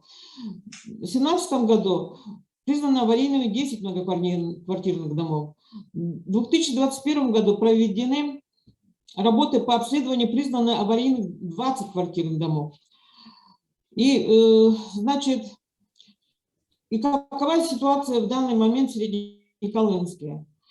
Уже 21 год заканчивается, и у нас ни один дом не построен. Но, как вы слышали уже, да, и мы знаем, что если житель хочет переехать в другие регионы, берет денежные выплаты. И в итоге у нас 122 произведено выплаты, 22 гражданина получили денежные компенсации. Кто смог, конечно, они купили в других районах. Мне даже эту программу даже можно назвать у нас в Среднеколымске не переселение граждан с аварийного жилищного фонда, а переселение граждан из аварийных домов в другие регионы. Граждане ждут строительства домов, до сих пор строительства нет. Они даже сомневаются в качестве строительства вообще домов. И таким образом они пытаются получить выплаты денежными, компенсации. И в итоге что? Об этом сейчас никто не говорил, о том, что сколько же они на руки берут выплаты с этих компенсаций со своей квартиры.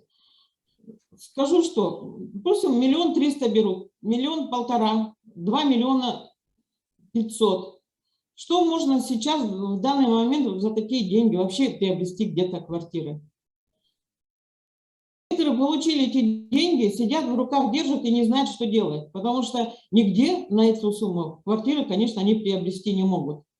Вот сложилась вот такая ситуация. Люди, сами не ведая, что они делают, попали в такую ситуацию.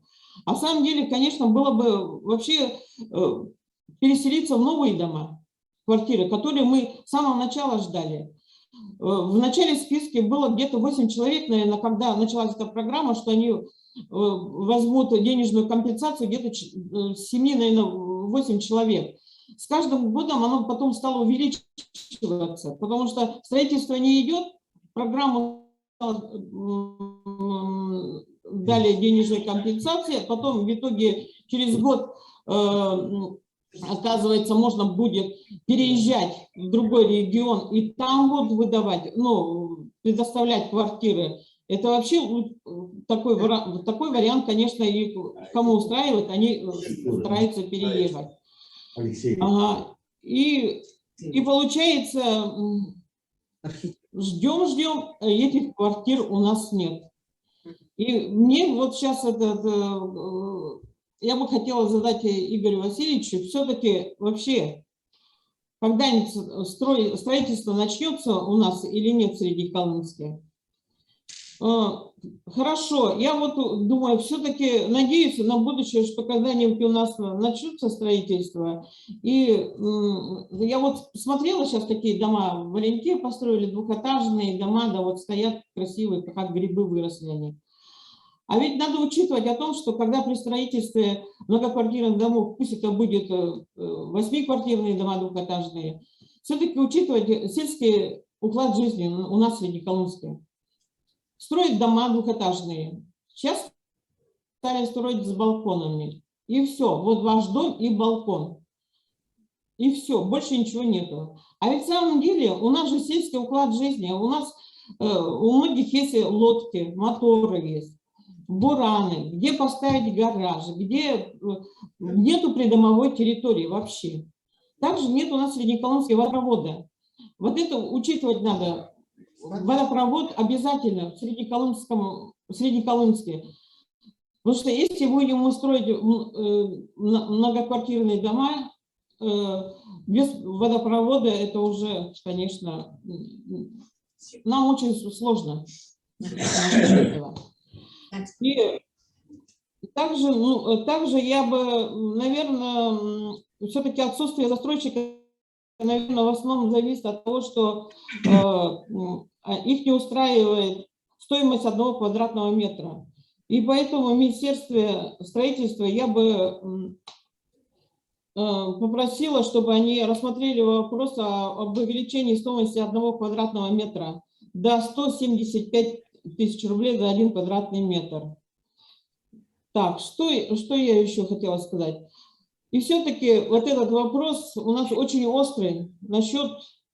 У нас пока думают, когда будут строить и с какие дома будут, или каменные, или деревянные, я думаю, что к концу программы у нас это некому строить будет, потому что они все будут получать деньгами и все уедут, половина, те, кто должны получить.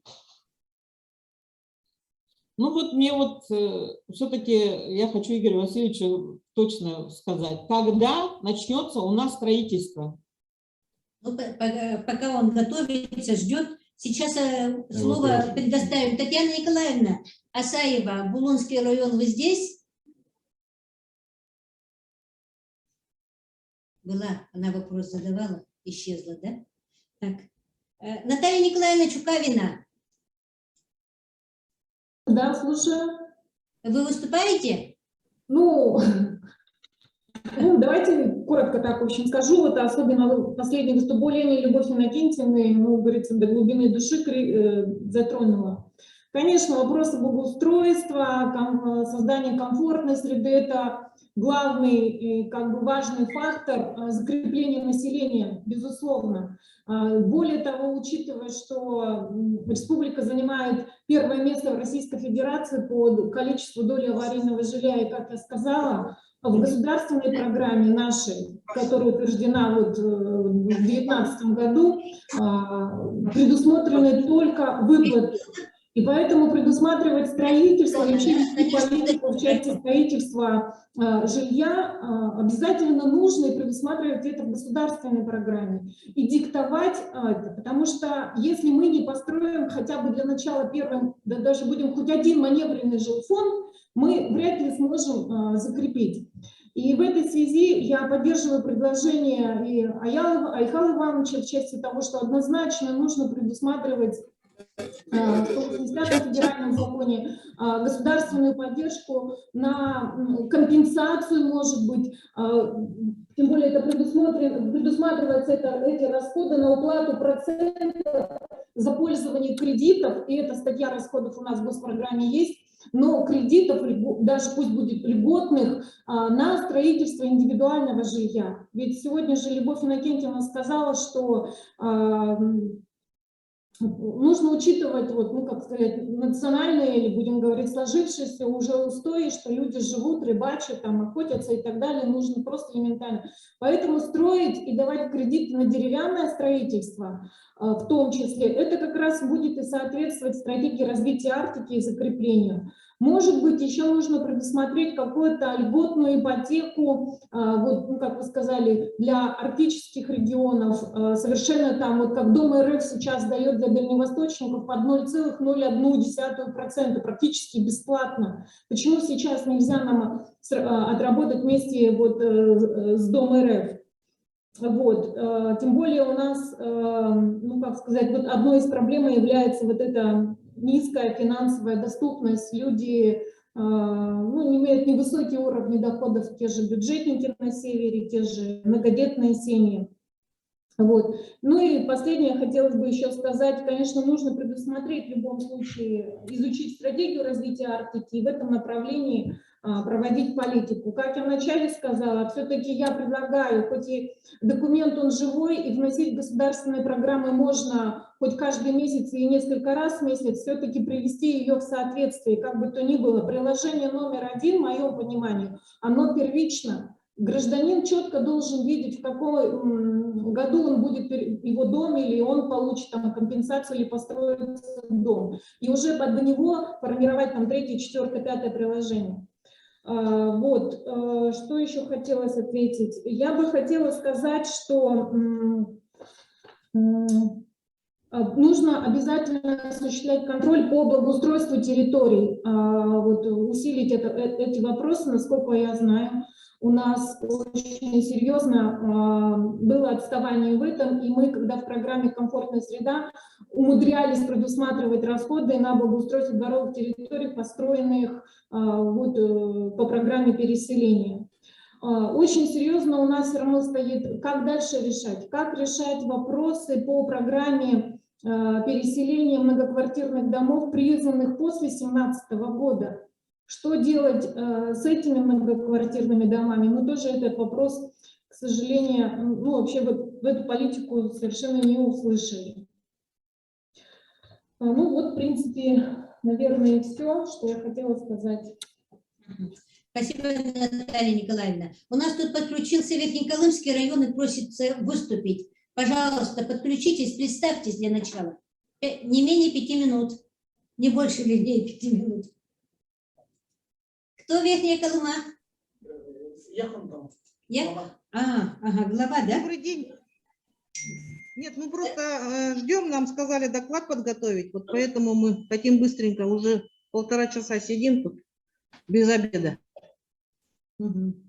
Значит, что мы хотим сказать? У нас ведется строительство, да? В этом декабре будет сдан дом, введен в эксплуатацию. Хотим сказать про проблемы, что у нас проблема такова, что 8 участков земли, которые должны быть застроены, попадают под 7-ю подзону при аэродромной территории. Ну, то есть приказом Росавиации было принято решение об установлении при аэродромной территории филиала аэропорта Зырянка. И в этой границах, вот этой 7-й подзоны, попал наш строящийся 1-2 дом и будущие 8 участков под строительство. Вот это вот у нас проблема, потому что мы должны там все согласовать и так далее. Также у нас, в принципе, застройщик у нас имеет свою производственную базу. У нас есть ПГС. У нас в этом году мы, администрация, получаем лицензию на добычу ПГС, поэтому уменьшаем стоимость производства этих шлакоблоков. И что у нас еще? Но все равно, как бы, в связи с тем, что инфляция в стране, повышение на металл, цены, у нас будет, в последующем будет повышение цен и стоимость, хотим, чтобы индексировали стоимость 1 квадратного метра застройки. Но самая большая у нас проблема, вот эта 7-я подзона приаэродромная. Потому что у нас в поселке негде строить. У нас при затопляемой территории, и у нас вот которые эти вот 8 участков, они более-менее на высоких местах находятся, незатопляемые. Ясно. Все? Сразу поясню. Хорошо. Сразу поясню. Значит, буквально у нас позавчера состоялась встреча с застройщиками города Якутска, и мы приглашали, в частности, по 7-й подзоне МТУ Росавиации, находящиеся в городе Якутске. Пояснения были даны такие. 7-я подзона сейчас рассматривается, значит, однозначно в 7-й подзоне строить нельзя. Но ее сейчас хотят разделить и внутри 7-й подзоны выделить зону, в которой категорически строить нельзя, и в 7-й подзоне строительство с обеспечением шумозащитных мероприятий.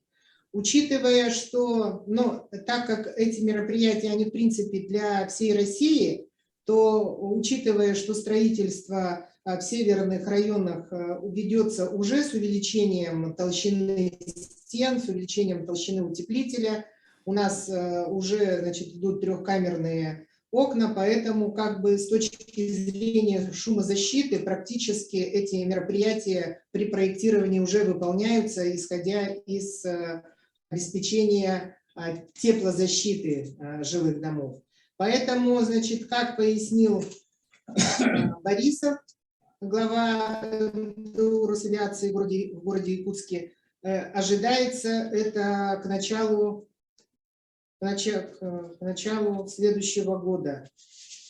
Я так поняла, будут совместно с Роспотребнадзором разработаны вот эти зоны, как они разделятся внутри 7-й подзоны. Поэтому нужно подождать. А на сегодняшний день однозначно в 7-й подзоне строить нельзя и разрешения на ввод не дадут. Пока информация вот такая, буквально полученная позавчера. И сразу по теме. Да, и сразу, да?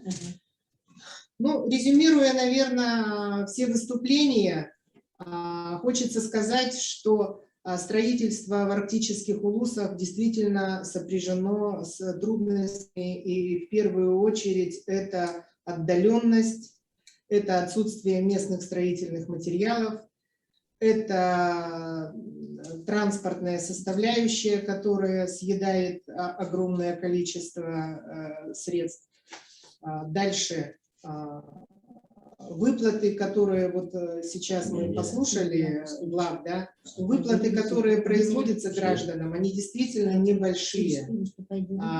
Если бы дальневосточную ипотеку рассмотрели в арктических улусах на все категории граждан, а не только на молодое население, да, но для этого еще и нужно, чтобы было что купить. Получается, с отсутствием строительства как такового, если бы, значит, собственник, получивший выплату, смог бы это сделать первоначальным взносом, так купить нечего. Поэтому само развитие строительства не только для того, чтобы переселить аварийный жилой фонд, а в принципе должно развиваться. И развиваться оно может только с образованием строительных подразделений в арктических улусах, с развитием деятельности по производству местных строительных материалов. Ну а самое главное, конечно, это ожидание восстановления Северного морского пути и завоза строительных материалов по Северному морскому пути. Также можно рассмотреть, например, вот я лично была в Депутатском, там из 3 микрорайонов каменных, да, они тогда серия Арктика были построены. Можно же все-таки то, что сделать ревизию и, возможно, использовать, ведь очень много брошенного жилья по Арктике. Возможно, вот это сделать, провести ревизию того, что имеется. Ну и, конечно, здесь очень много усилий нужно приложить Министерству строительства и архитектуры республики, правительству республики для того, чтобы возродить строительство в Арктике. У меня все. Спасибо, Иван Иванович. Так, будем завершать, наверное, у нас... Так, уважаемые участники обсуждения. Еще же Шульский. Вышел, да? Он вышел, да? Ага. Да, у нас заявленные были, и которые с самого начала подключились, это Момский район, вот, с очень трудными условиями, со своими. У них свое видение подхода к этой проблеме. Владимир Владимирович, да? Корякин? Или кто? Владислав Владимирович. Владислав Владимирович, ага. Пожалуйста, ваше мнение. Включен, да? Да. Слышно, слышно. Добрый день. Добрый день, Иван Иванович, участники совещания. Так, ну, в Момском районе, да, тоже сложная ситуация в связи с привлечением, да, подрядчиков, да, принципиально. Это потому что у нас труднодоступный район, вот. Но мы оказываем поддержку в виде того, что бесплатно со всего плана отдаем ПГС, допустим, да, вот. И, ну и помогаем с подключением теплосетям, СРС, ну, по получением технических условий, да. Вот, ну, такие вот только можем помощь оказать. Конечно, они не идут навстречу нам.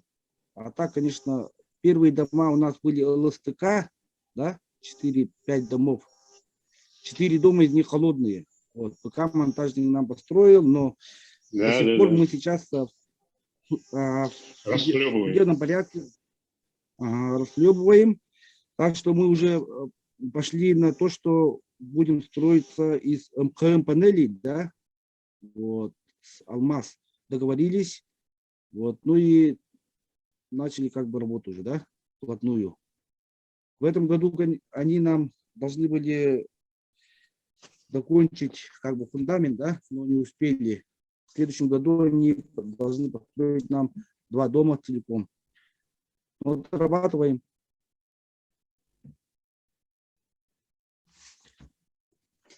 Так. Ну, по этапам у нас вошло 7 домов в Селихану, да, по этапу 2020 года. Это 18 квартир, расселяемая площадь 897 квадратных метров. Так, этот этап предполагает выплату возмещения. Так, на сегодняшний день общая сумма произведенных выплат составила 43 385 526 рублей. Так, средняя стоимость квадратного метра составила у нас по району 48 361 рубль.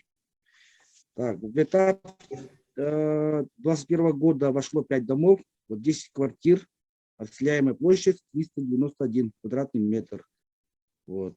Это предполагает приобретение жилых помещений у застройщиков. Это я, который сказал вам. Два дома, 14 и 16 квартирные дома. Вот. Прилегающую территорию всю мы вот, в проект включили. Вот, там площадки, детская площадка, там, ну и все. Ага, так, участки все сформированы. Так, второй этап 2022 года вошло 3 дома у нас в селе Чумпу-Кытыл. Это 9 квартир, расселяемая площадь у нас получается 413 квадратных метров. Из них одна выплата возмещения. Так, оставшиеся вот муниципальные квартиры будем строить. Подрядчик определен, аренда земли, все имеется. Так. По Сосыру у нас в программу вошло 7 домов, 28 квартир, расселяемая площадь 965 квадратных метров. На сегодняшний день предположительно 3 квартиры будут выплатами, остальные строительство жилья. Ну, в Сосыр у нас, даже если это частные квартиры, да, они все равно идут, они хотят строиться. Там оттока как такового нету. Наоборот, как бы рассматривается увеличение численности населения, да. С этим у нас нормально все. С Сосыром, да. Так. Так. Ну, как-то так у нас, коротко так будет, да. У нас самая в основном проблема, конечно, это доставка материалов, да, что нагружает наших подрядчиков, да. Вот еще у нас есть ну, не по МКД, допустим, да, а по другим строительству, например, больничного комплекса у нас предусматривать каменное строительство, каменные здания, да. В связи с этим мы уже отправляли образцы скальника, песка, гравия, да, на экспертизу, и экспертиза показала, что они хорошие. И сейчас мы должны оформить лицензии, чтобы иметь свой карьер, чтобы предоставлять подрядчикам как бы возможность бесплатно, да, чтобы вовлекать их сюда. Вот. Почему каменные? Только такими путями мы, наверное, можем создать условия для подрядчиков. Долговечно это ясно. Сергей Августович, у вас есть? Вы можете своих земляков дополнить и вообще свое мнение, как учение, активный член общественной палаты высказаться. И председатель комиссии по аграрному комплексу. Можно мне вопрос задать? Кто это? Говорил Чемаханов, тоже член общественной палаты. Чемаханов? Можно, да, вопрос? Да. Пока подключается Сергей Августович, задавайте. Так, у меня быстренько люди пишут именно с арктических регионов, что есть дома засыпные, старые постройки, в 90-х годах построили, и у них нет уже восстановительных ресурсов. Как быть им с такими домами, которые все-таки находятся на счету, их ремонтируют, но уже вынуждены люди уезжать, потому что нет уже никаких моментов у них, часто жилье не купить, ничего, и переезжают люди. Вот тут тоже грань такая есть, чтобы люди не переезжали. В принципе, нужно эти дома как-то по программе реабилитировать, не знаю, другие дома. Как им передать? Как с засыпными домами обходиться? Это частные или многоквартирные? Что имеется? Двухэтажные дома. Засыпных не бывает. Экспертиза. Или панельные, да. Я, наверное, неправильно высказываюсь. Наверное. Панельные дома, скорее всего, 139 серии. Панельные дома. Их надо признавать аварийными. Вопросы? Да, экспертизу провести. Вопрос предыдущими товарищами. Вот хочу уточнить, вот из ЛСТК дома, по какой причине они холодные? Или проект такой ошибочный получился без учета условий Арктики, или исполнители там напортачили? Я отвечу, да, коллеги? Но, ЛСТК, технология ЛСТК, она такая очень капризная. Если исполнение хоть чуть-чуть там некачественное, то, соответственно, дом получается очень холодный. Притом там граней нету. Либо бывает теплый нормальный дом, либо очень холодный. Вы конкретно ответьте, я знаю проблему, поэтому спрашиваю. Вот я же говорю, технология, она очень капризная, ЛСТК. Не совсем так. Так, ясно. Так, Сергей Августович, давайте, наш Аксакал, патриот Севера. Звук выключайте. Включите звук, вы выключаете его. Отключенный звук у вас. Ага, спасибо. Владислав Владимирович все вроде подробно рассказал, поэтому мне, конечно, нужно в части добавить, дополнить и вот рекомендации включить, наверное. Возвращение транспортных расходов.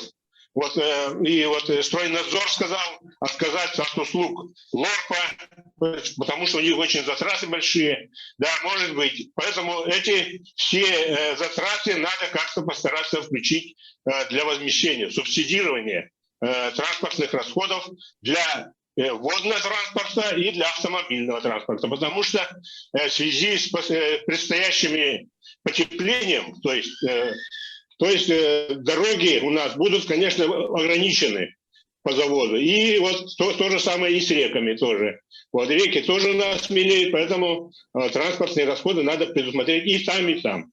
Вот. Поэтому и второе, предусмотреть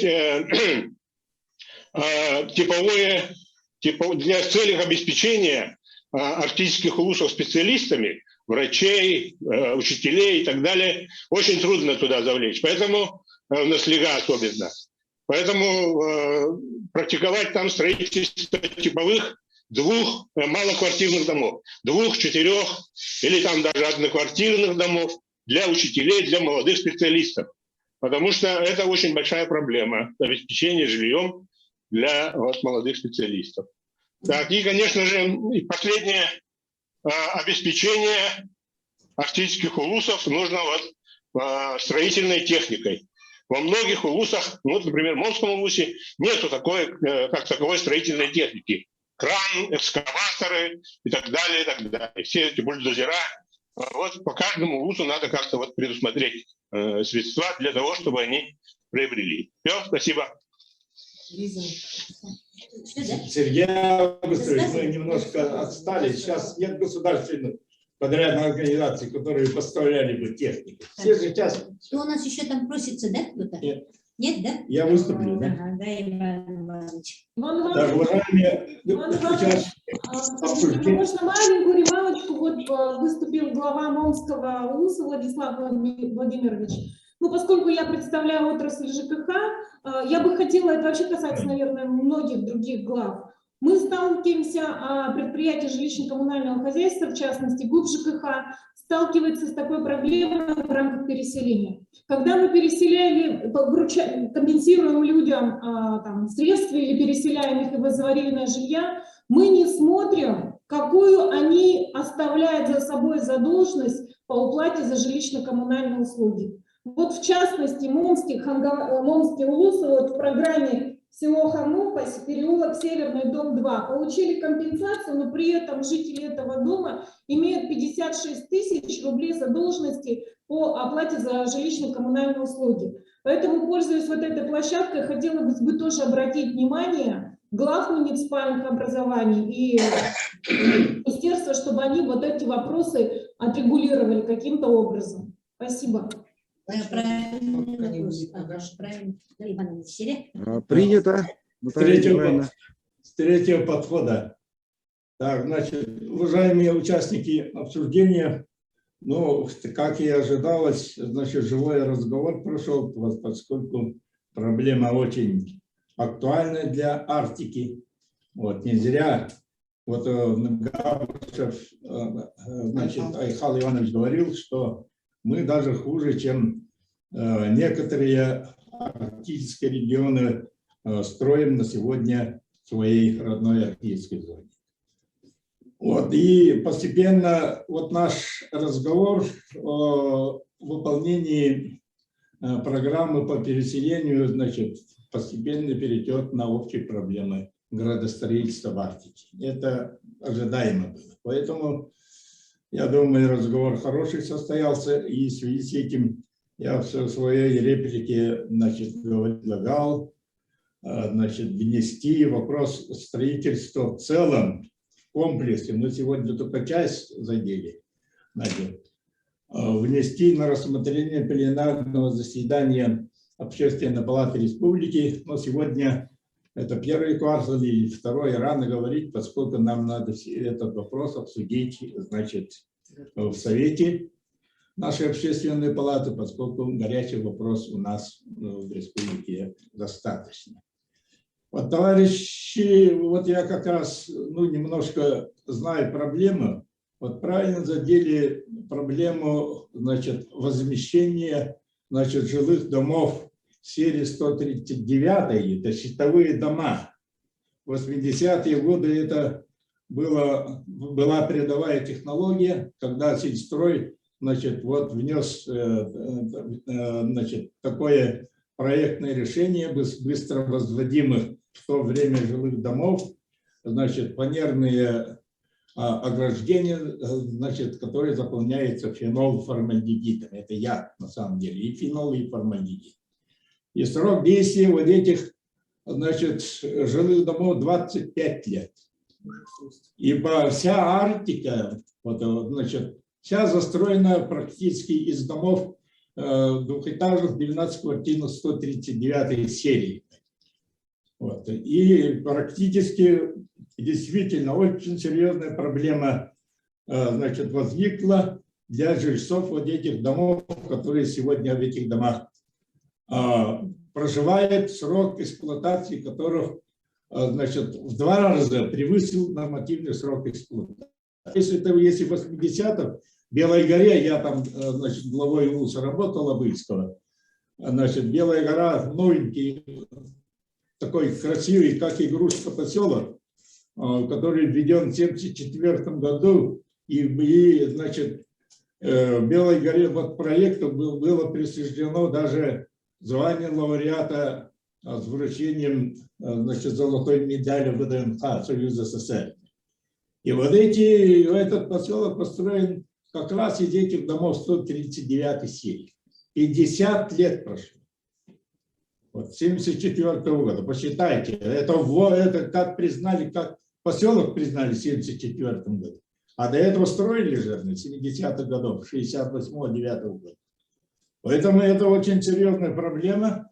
И в связи с этим, вот при рассмотрении вопроса на пленарном заседании я вношу предложение Министерству строительства и архитектуры как органу исполнительной власти по проведению государственной политики в целом в строительстве по всей республике, не только по Арктике, основательно ознакомиться со стратегией развития арктической зоны, которую сегодня как-то я не уверен в том, что как бы детально этот документ изучен в министерстве, в ведомстве. Вот поэтому в этом плане вообще неплохо было бы продумать и разработать программу в целом по Арктике и даже, значит, тех УЛСов, которых имеются вот эти дома 139 серии. Значит, отдельную специальную программу по, значит, замене вот этих домов 139 серии. Вот Белая гора, вот представьте, немножко утрированно, если говорить, 50 лет вместо 25 лет сегодня живут люди. Вот через 5-10 лет вдруг, значит, как бы, ну, ситуация с каждым днем ухудшается. Куда их переселять? Весь поселок, куда переселять? Нет же такой программы. Нет страховых вот таких вот наших действий. Поэтому в этом плане, я думаю, это первая задача Министерства строительства и архитектуры. И потом, значит, не надо уходить вот в вопросах. Это Афанасий, да? Замминистра. Вопросов градостроительства. У вас же название Министерство строительства и архитектуры. Зачем перекладывать на, значит, на плечи Алексеева Ирины Дмитриевны? Это первое, значит. И обязательно надо какой-то документ родить по замене вот этих целей. Второе, министерству надо определиться, опять же, как государственную политику в области строительства, все-таки на севере и в отдаленных населенных пунктах, где транспортная доступность очень сложная, по типовым проектам. Какие типовые проекты будем мы применять? А то мы услышали БСП, значит, в это, как называть, МХМ, технологии. И все, вот на это только упор делаем. Есть же много других вариантов. Вот, например, по ЛСТК я не совсем, значит, могу согласиться с выступающим из Момского вуза, поскольку я знаю проблему. Вот. Из ЛСТК проекты тоже разные. Вот один проект напортачили, как раз вот сжатаем, значит, помните, умный дом. Умный дом построили, а вот эти вот колонны, каркасы, да, каркасы, на которых навешиваются вот эти панели, они спрятали в этих самых панелях. То есть от мостик холод образовался. Это металлические же стойки-то. А если вот эти стойки поставить внутри вот ограждения, значит, совсем другое дело. Я знаю эту проблему, поэтому нельзя отмахиваться вот этой проблемы, вот этого проекта. Ну, еще есть другие, значит, конструкции тоже, поэтому здесь министерству надо продумать хорошенько. Второй вопрос. Вот сегодня вот Оленевский голова очень хорошо, здорово выступила, и вы все убедились в том, что по вопросам строительства УЛУС хорошо занимается. Вот. Ну, правда, конечно, там у них есть дополнительные источники, в этом есть, значит, преимущество, но тем не менее это должно послужить хорошим примером для тех УЛУСов, где добывается, значит, месторождение, где природное богатство, значит, месторождение того или иного УЛУСа. А то я знаю тоже по УЛУСам, мой родной УЛУС тоже Верхоянский, там есть тоже сильные недропользователи, но я не о них говорю, а в целом заключают договора совсем, значит, как бы, ну, такие очень скромные, и ремонт школы, там, больницы, там, туда-сюда. А вот видите, вот в этим, в Оленевском, сколько капитального строительства, даже они, включая, значит, вот свою программу, вот УЛУС не знает, значит, как бы, ну, грубо говоря, какие цифры расходуются на это дело. Это очень здорово. Поэтому вот надо рекомендовать УЛУСам, главам УЛУСам, вплотную, серьезно заниматься, значит, с недропользователями, заключить очень хорошие соглашения, обязательства записать прямо. Сейчас это рекомендуется. Не то, что рекомендуется, значит, воспринимается. Я вот недавно встречался с этим Терещенко, да? Министром, да, значит, промышленности. Вот они говорят, есть такая возможность, только вот главы не совсем вот этими возможностями не пользуются. Вот, поэтому вот, если есть необходимость, вот, с руководством Министерства промышленности и геологии тоже консультируйтесь. Но есть возможность, дополнительные возможности для, значит, улучшения жизни и быта, значит, северян. Вот теперь по доставке, Сергей Августович, тут, конечно, надо осторожно подойти. я думаю, ну как бы резко так отказаться от услуг ЛОРПа, по-моему, не стоит, надо бы подумать. Во-первых, предложить, значит, все-таки правительству или как, значит, возмещение, значит, расходов транспортных, как бы решить, попытаться изучить у себя, поскольку если мы отсюда конструкции, быстровозводимые дома конструкции доставляем, то вот 2500 километров на автомобильном транспорте можно хлам довести. Может, логистику посмотреть. Поэтому вот надо изучить. Вот, да, надо изучить. И еще второй серьезный вопрос есть такой. Мы с Августой Дмитриевной не только вот такими вот этими вопросами занимаемся по своей общественной работе, сентиментально в первую очередь, по северному заводу тоже часто встречают, проводим совещания и здесь, и в Тюмени, поэтому, в принципе, я считаю, что вода камень точит, вот, поэтому вот это вот то, что ЛСТК, вернее, значит, ТЛЦ, торгово-логистический центр, или складское хозяйство по-старому для депонации грузов. 12 улусов запланировано, это тоже не на голом месте решается. Это результат нашей общей совместной работы. Вот поэтому, если вот эти 12, значит, складских хозяйств, ТЛЦ будут построены, пойдет поток грузов, вынужденно пойдет поток грузов, то есть это вот, значит, появляется дополнительная работа и для речного транспорта, и автомобильного транспорта. И в связи с этим вот возник вопрос, значит, вот Якутовторга, вот наконец-то они сдвинули с места, с места вопрос обеспечения продуктами питания, значит, ну, социально, в первую очередь, социально защищенных. И в связи с этим сейчас изучается вопрос, опять же, по дороговизне вот, тарифа ЛОРПа, изучается вопрос организации своего ведомства водного транспорта. Это тоже канал. Можно вот как раз с ними, значит, подключиться в одну точку бить, и можно, наверное, этот вопрос постепенно сдвинуть с места. То есть это доставка своим более дешевым транспортом, значит, и те же, значит, конструкции для быстровозводимых жилых домов. Поэтому этот вопрос надо изучить.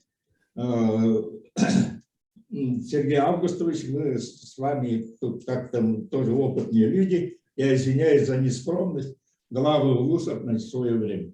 Поэтому надо отработать и ввести серьезное предложение, но соответствующим органам исполнительной власти и в первую очередь, конечно, руководству правительства.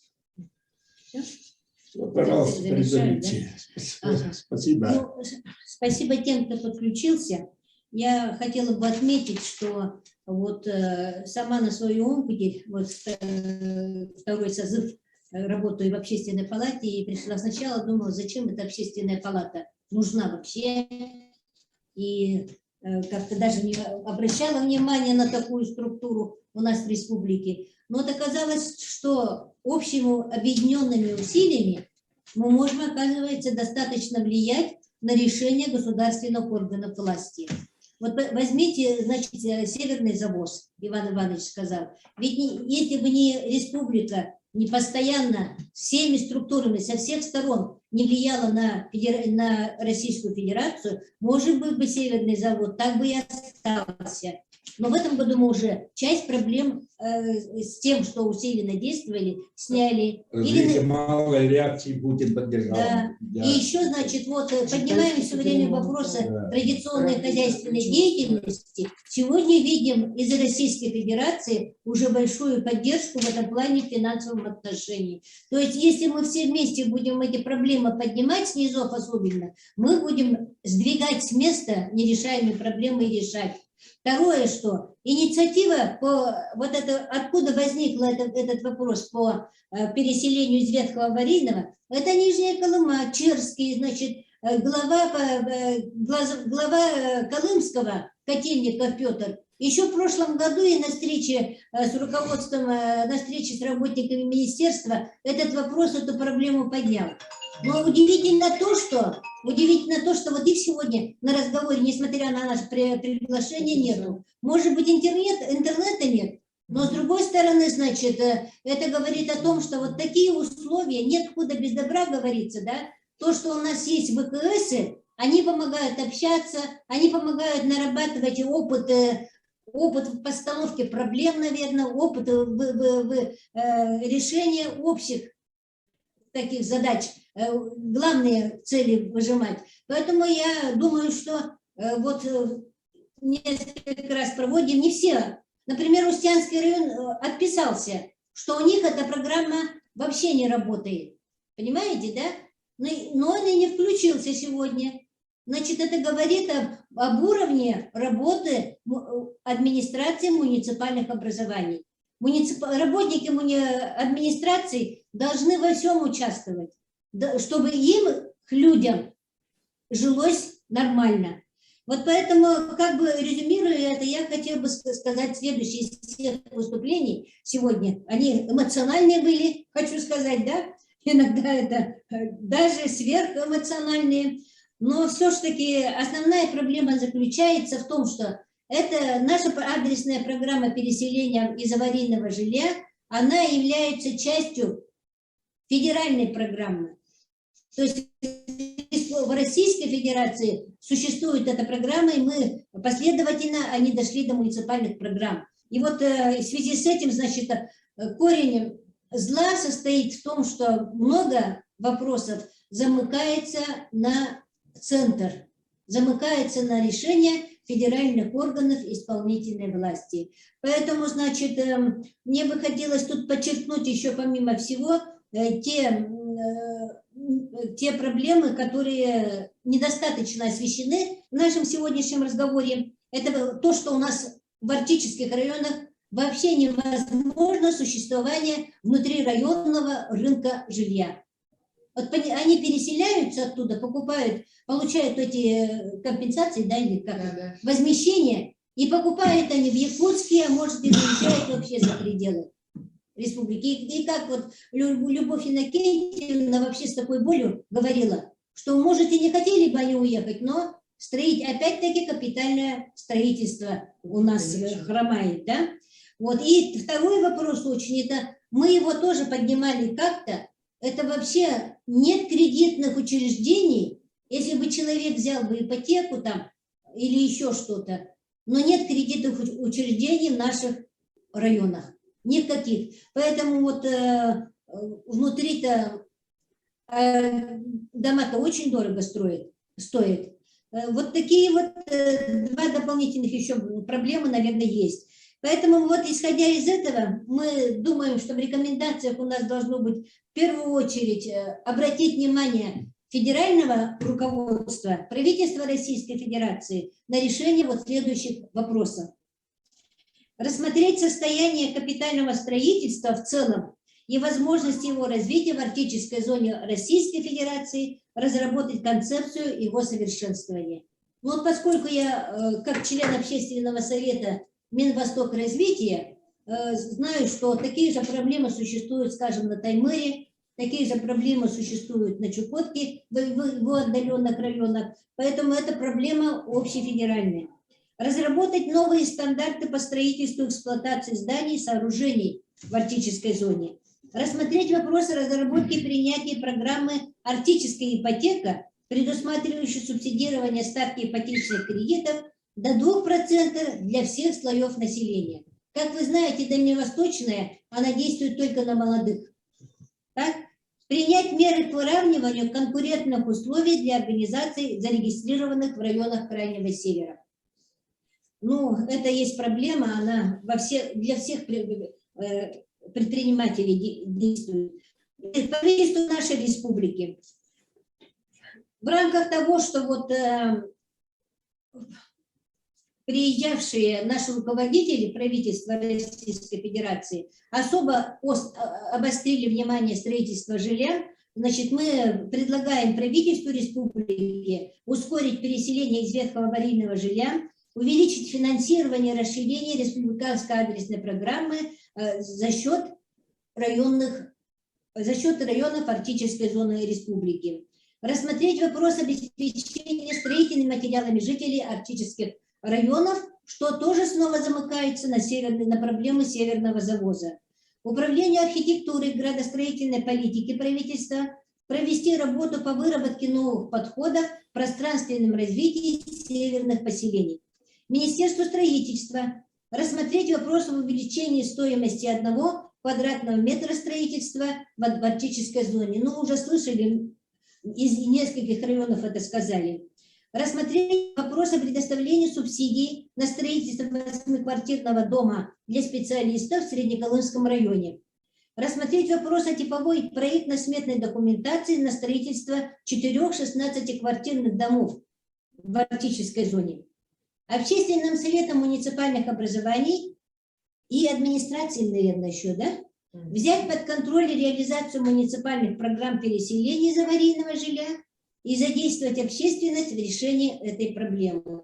Ну вот в решении этой проблемы вот как раз несколько моментов было указано, что из местные каким-то образом, в частности, заброшенные дома устроить. Вот так. Все? Так, ну я думаю, За основу.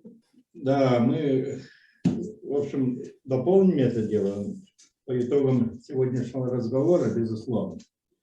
Вот. И здесь вот я, например, предлагаю убрать вот из этого проекта вопрос о типовой документации. Правильно. Я извиняюсь. Чтобы не было конкретики, что не было как бы указаны проблемы конкретного одного вуза. Мы рассматриваем проблемы всей Арктики. А ты Средний Колыму хочешь сказать, да? Да, вот Средняя Колыма, это здесь как-то не вяжется. Все сейчас в ВУЗе будут говорить, а почему у нас нет? Поэтому это вопрос о предоставлении субсидий на строительство 8-квартирного дома для специалистов в Среднеколымском районе. Это, можно убрать единичку. Да, мы в рабочем порядке. Минстрой это возьмет на контроль и дирекция строительства. Мы надеемся. Да. Ну как за основу принимаем, да, члены комиссии члены 2 комиссий. Голосуем? Или все участники голосуют? Все участники голосуют. Можно было и не голосовать. Ладно. Все, да? Да. Ну, спасибо большое. Спасибо большое за то, что такие сложные вопросы мы поднимаем. Но... Кто что тянет? Кто что хочет сказать, да? Ну, Минарктики там записываете и все. Позволите, да, если есть такая возможность? Дай, давай, Иван Васильевич. Так, да, я был сейчас в офисе, приехал из офиса. Член комиссии Иван Васильевич Степанов. Да, уважаемые друзья, уважаемые коллеги, собрались все очень серьезные люди. Но я хочу сказать, смотрите, так как человек, болеющий за республику, чтобы в ней было приятно жить новым поколениям. Не только в городе Якутске, не только в городах, но и в арктической зоне. И вот с Иваном Ивановичем говорили, он знает, чем мы занимаемся.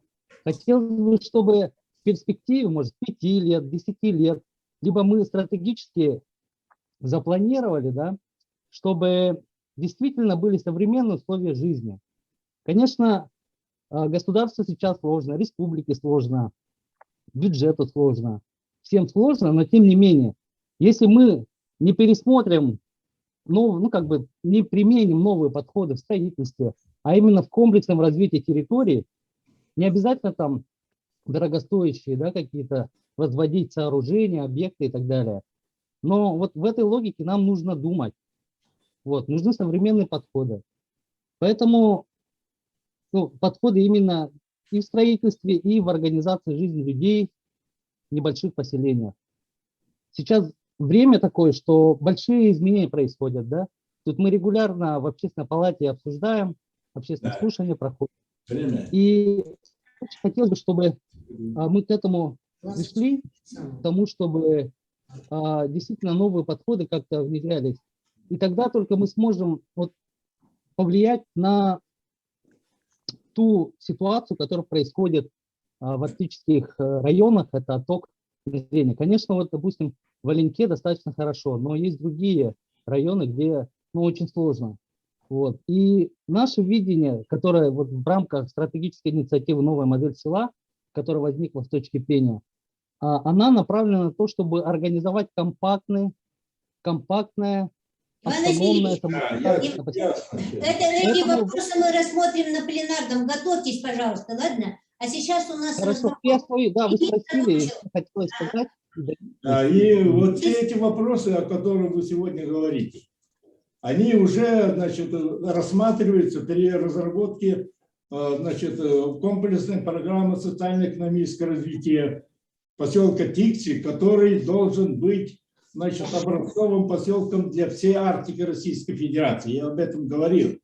И еще, значит, Пачакурдах и Жиганский тоже вот, с вашим видением как-то стыкуются. Вот эти вопросы будут тоже в этих проектах рассматриваться. А свое мнение новое именно конкретно для небольших населенных пунктов арктических, значит, отработаете, вы готовы, я знаю, значит, но это на пленарном следующем заседании по развитию капитальной строительства в Арктике вы, пожалуйста, подготовьтесь и изложите. Хорошо? При генеральном планировании. Спасибо. И работай с главами, Иван Васильевич. Молодой человек, очень энергичный. Такие люди нам нужны. Все, спасибо. Программа тоже должна быть. Какие-то отношения ко всем этим вопросам. Ну все, товарищи, спасибо большое. Вот, многие давно забыли лица друг друга, наверное.